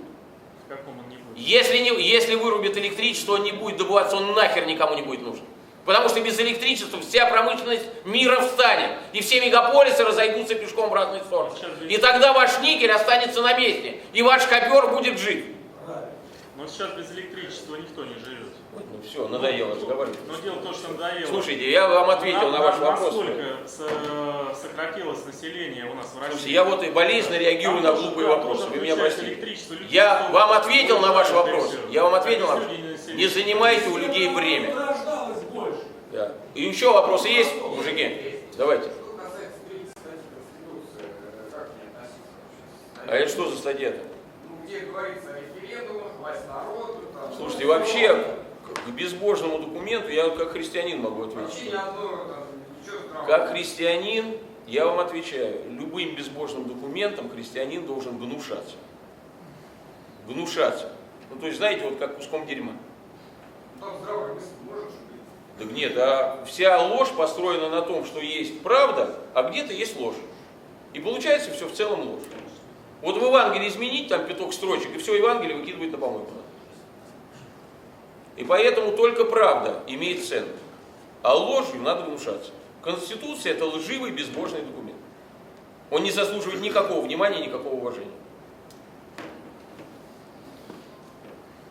Герман Львович, а вот ваше понимание, видение, я имею в виду в свете мировой элиты, что надо делать? С электричеством понятно. Если и при электричестве одна мировая элита, это ученые проклятые, всякие директора, промышленники, короли английские и прочее. А без электричества другая мировая элита. Это мы, крестьяне. И князья, которые живут на дани крестьян. Другие типы элит. Не будет бездельников. Вот не будет никого из тех, кто сейчас в городах груши околачивает. Общественными работами занимается, на пианино играет, там, актерами работают, политическими активными активистами. Этого ничего не будет. Без электричества это невозможно, оно нахер не надо. Бездельников плодит электричество, бездельников плодит автоматизация. Нет электричества, тогда нужны люди, которые трудятся. Есть электричество, есть много автоматизации, и высвобождаются люди. Им не хрен делать, и они сами придумают все работы. Кто против Норильского никеля борется? Кто там, я не знаю, в театре играет, кто чем занимается. У каждого своя работа. Кто добывает никель, кто против него борется. И там небольшой доходик есть. Все это хрень. Или мы вырубаем электричество и меняется вся жизнь, или мы остаемся с электричеством, и скоро все погибнем, потому что уйдет вся пресная вода в бездну, и все будет загажено, затравлено, и мы сдохнем. Два варианта. Лет 50 назад могли быть другие варианты. Можно было бы на основе государственных программ расселять мегаполисы, минимизировать количество рабочих, увеличивать количество крестьян. Ну, поступательно все делать. Сейчас вода настолько много ушло в бездну уже, ее настолько мало осталось, что у нас остается время только на то, чтобы вырубить электричество. И все. Мы все просрали, извините за выражение, все время. Мы ж тупые. Надо вырубать электричество. Если мы успеем это понять и начнем этого требовать, это и будет борьба за суверенитет нашей страны, борьба за ваш копер. А вы хотите нахер сесть и рыбку съесть. Ну не сможете, тогда обращайтесь. Пока сами используем это. Обращайтесь к Копрову. Нет, я говорю, пока сами-то примером своим не показывают. Я 3,5 года жил без электричества. Кому я показал этим пример? Вам показал? Я 3,5 года жил без интернета, без машины, без электричества. Я вам показал какой-нибудь пример этого? Нет, вы об этом даже не знаете. Вы потому, что я с интернетом, сейчас с машиной вы здесь. А про то, что я 3,5 года жил без электричества, вы не знаете в Можайском районе. А у нас сейчас больше нет многих лет, чтобы показывать пример. Надо вырубать электричество. И пользоваться хоть компьютером, хоть автоматом, хоть машиной, хоть самолетом для этого. А как же без оружия себя защитить? Сейчас мы вырубим, все стало, и они попрут к нам. Куда попрут? На чем они попрут-то? Уничтожить. На ковре самолете, если электричества нет. У них нет электричества. Фу, не могу. Конечно, вырубить электричество во всем мире надо. Это задача ГРУ или ЦРУ, неважно. И очень простая задача. Подо что заточено, скажем, главное разведное управление по своей работе. Деэлектролизация потенциального противника. Это с советских времен все расписано, кому что делать. Там только приказ отдать, и вся планета потухнет. Извините, что я горячусь, но я вообще, конечно, сдавать стал. Для меня это так очевидно, что я хренею от того, что до мужиков это трудно донести, я просто хренею. Да. Воронеж сейчас особенно корабль, вот этот колыбель российского флота, еще к тому же Петр I. Как вот к этому относитесь? Не имеет значения. Это из вопросов, которые не имеют никакого значения. Ноль. Значение ноль. Меньше значения, чем про Навального. Ничего не имеет значения. Скажите, вот старообрядцы и крестьяне, ваши отношения? Старообрядцы и обычные еретики, такие же, как и пациенты. Россия впала в ересь в 1597 году. Ну, при Никоне. При Годунове. Никон был через 50 лет после этого. Вот так. И Никон и Авакум были одинаковые еретики, которые поссорились по поводу обрядов, введения новых или не введения. А и Авакум и Никон из одного гнезда еретического. Негативное отношение. Ну, конечно, это ложь. Да. Для вас истинное, где для вас истинное священство? Вот вы относитесь к МП там отрицательно. Я не знаю ни одного настоящего священника. Ну а как же вот врата ада церковь не одолеют? И это истина. И то, что я Что не же знаю получается, священника, церковь сейчас осталась без священства? если я не знаю священника, это не значит, что его нет. Если вы с кем-то не знакомы, это не значит, что этого человека нет. Нужно иметь болезненную манию величия, чтобы представлять, что если мы с вами кого-то не знаем, то его на белом свете нет. Я верую, что священство есть, и епископат есть. И врата ада не одолеют церковь Христову. И я христианин, и я 100% в этом уверен. И мы каждый день молим Бога, чтобы Он указал нам, где церковь Его, где священство, чтобы они нас покрестили и причастили.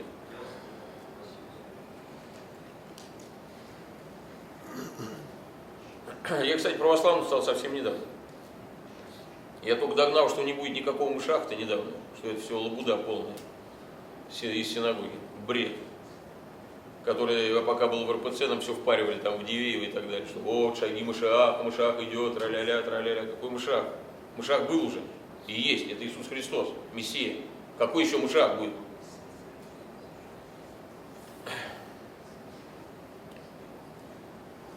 А все вот скоро будет, последние времена Машиах идет. И я повторял этот бред. Поэтому ничего удивительного нет, что я не знаю ни одного настоящего священника. Я еретиком перестал быть позавчера, условно.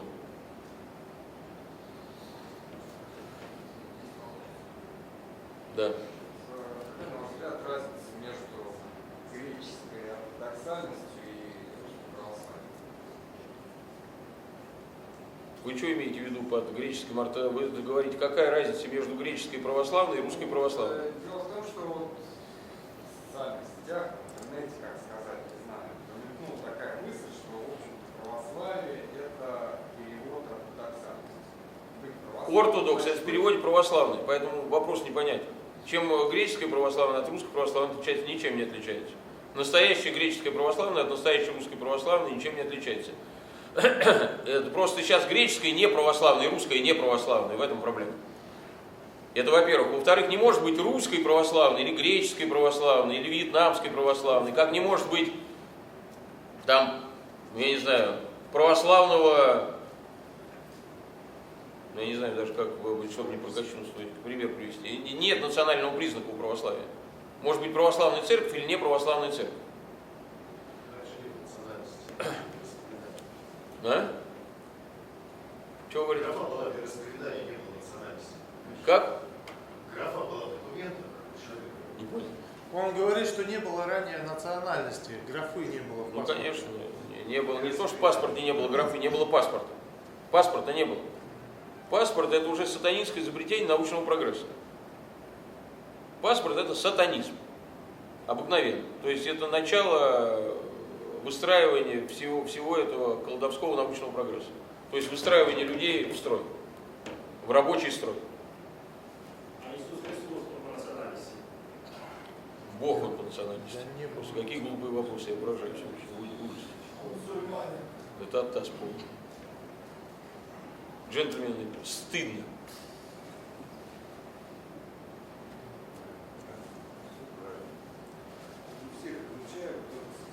Ну что, на этом закончим? Если будут какие вопросы, я в вашем распоряжении пока здесь. Спасибо за внимание. Благодарим. Во славу Божию. Может, не полный. Аплодисмент тоже языческий. В нашем деле мелочей нет. В деле спасения. Приветствую. Да, здрасте.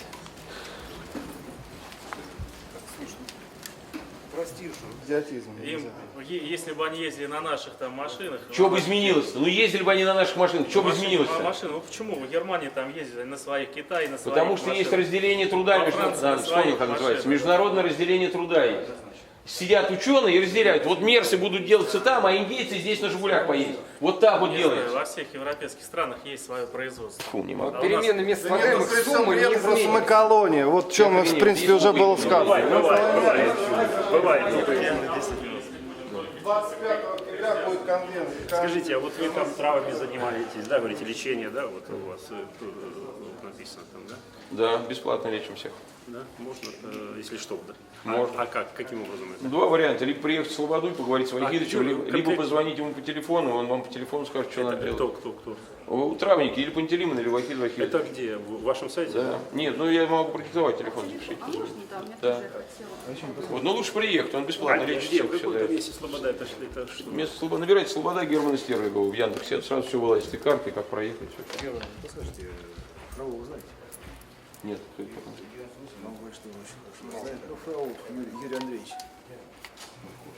На сайте все везде говорит, что друзья, что это его идея хлеба, что вы хлеб пекаете. Так, еще. Можно Кто, говорите, вот с травами занимается? 8925 879 1909 9 09. Так, кто? Герман. Ну, и в смысле, это кто угодно. Там это общий телефон в Слободе. То А есть Слобода там это кто где поймет. находится? Это Под место- Москвой, Истра. За Истрой. Между Истрой и Так и Волховым. называется Слобода? Да. Слобода Германа Стервигова. А, Слобода, так. Он на всех картах есть уже, на навигаторах. Герман Григорьевич, а вот гормональный фон можно? Вот мне в первую беременность назначали гормон, там понапугали, что это. Во вторую беременность я чуть не померла. Поговорите с Вахидовичем. То есть вот это... А вот еще запишите один телефон, он Алены вам позвонит. 8 903. Да, 8 903. Это вот по поводу ваших бабских дел. Мгм. 771 2100. 7, 7, 2100. 2, 0. Это по-женски. А что вы говорите, Вахидов или как вы говорите? Вахид Вахидович. Он приехал к нам, был мусульманином, а сейчас настоящий ревностный православный христианин. Вахид Вахидович? Да, Вахид Вахидович. Конечно, давайте. Можно? Все. Так, сюда, пожалуйста, еще разочек. Можно еще раз меня с вами? Конечно. Слушайте, вот написал бы кто-нибудь, никого писателя нет среди вас, написал бы кто-нибудь в письменном виде. Вот вы только логически выстроил бы цепочку, не как я скачу там по разным временам и народам.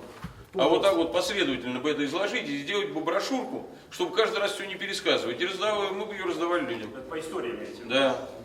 Вы же создали маленькое кратце изложение. А? Вы же написали краткую историю. Ну, так кратко не получается. Вот надо так, как я рассказывал хотя бы. А это уже не кратко. Это уже большая брошюра. Ну, я прочитал, в принципе, там все подробно. Так вы прочитали? Нет. Там много нет того, чего я сейчас говорю. Не, ну есть, конечно. Вот это нужно, На сайте Германа. это нужно вставлять, и надо фотографии вставить, там, источники, тексты, вот чтобы я не на словах был, что вот посмотрите там, а чтобы все было вставлено. И тогда это будет убедительно. Тогда человек прочитал, подумал, да, нормально, надо перепроверить, так вроде все логично. Да. Ну, это надо, чтобы кто-нибудь написал, напишите кто-нибудь. Нет, ни одного писателя. Не пруха. В интернете написали. Герман Григорьевич, а где вы вот эти данные брали? Вот то, что вы рассказывали, я, к сожалению, вот пришлось... Да, отовсюду, вот отовсюду. Я вот, где я вспоминал, я ссылался на откуда брал, на книги разные. А у вас будет вот это видео на сайте, то, что сегодня вас... Я не знаю, наши кто-нибудь снимали? Наши вот снимали, вот наши снимали. Еще снимали? Да, вот это может быть выложить. А, то есть вы выложите, да, на сайт, чтобы потом... заново- Вы наберите мне мой номер телефона, Вам? мы выдаем информацию, когда если вы хотите, чтобы вы... Там Давайте, только надо я вопросы даже- убрать, где я горячусь, когда совсем бред, чтобы а то я там ору как резаный. Я тогда запишу. Это придает яркости выступления. Да.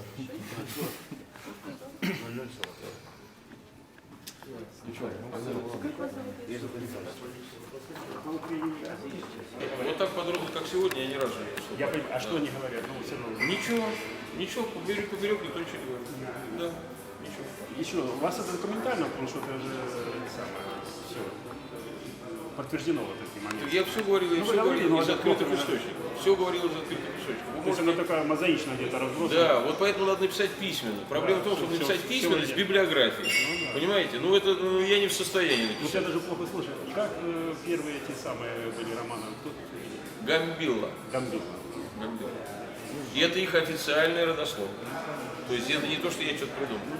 Ладно. Ну, всего доброго, удачи вам. Всего хорошего. Спасибо. До свидания. Здоровья вам. А? Видел, очень хороший. Очень. Я их перекинул у жены, чтобы она делала.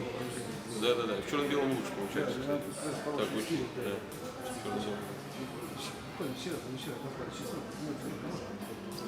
Конечно. Вот Арсений еще.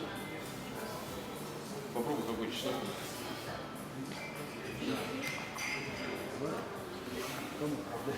Вот Арсений, вы захватишь машину, положишь? Спасибо большое. Спасибо. И мед буквально вчера. Спасибо огромное. Дай вам Бог здоровья. Спасибо. Приезжайте к нам обязательно. Спасибо. Я просто помешан на кого здесь даже, я даже на мозг не пользуюсь. Только все перегнули, им перегнули. А на узел почему? Не хочу. Дело в том, что он Супропель и природные с реки беру. У меня озеро рядом. Я беру тут супропель, посыпаю грядки и из леса привожу. С лиственных деревьев, только ветки перегноя, грядки засыпаю. Мучил чеснок, то есть, помешан. Не, конечно. Скотину с ферм нельзя брать на узел. Это страшно яд. все карманы, ни одного корма. Страшно яд. Это правильно, я просто не понял. Я думал, у вас есть своя скотина, но вы не пользуетесь. Не, конечно, нельзя. Это нужно вообще специально захоранивать этот навоз. Это опаснейшая штука. Ну, в целом бактерии. нее то, что у меня все в разных местах хозяйства находится. То есть, у меня сажают 60 километров в воздух.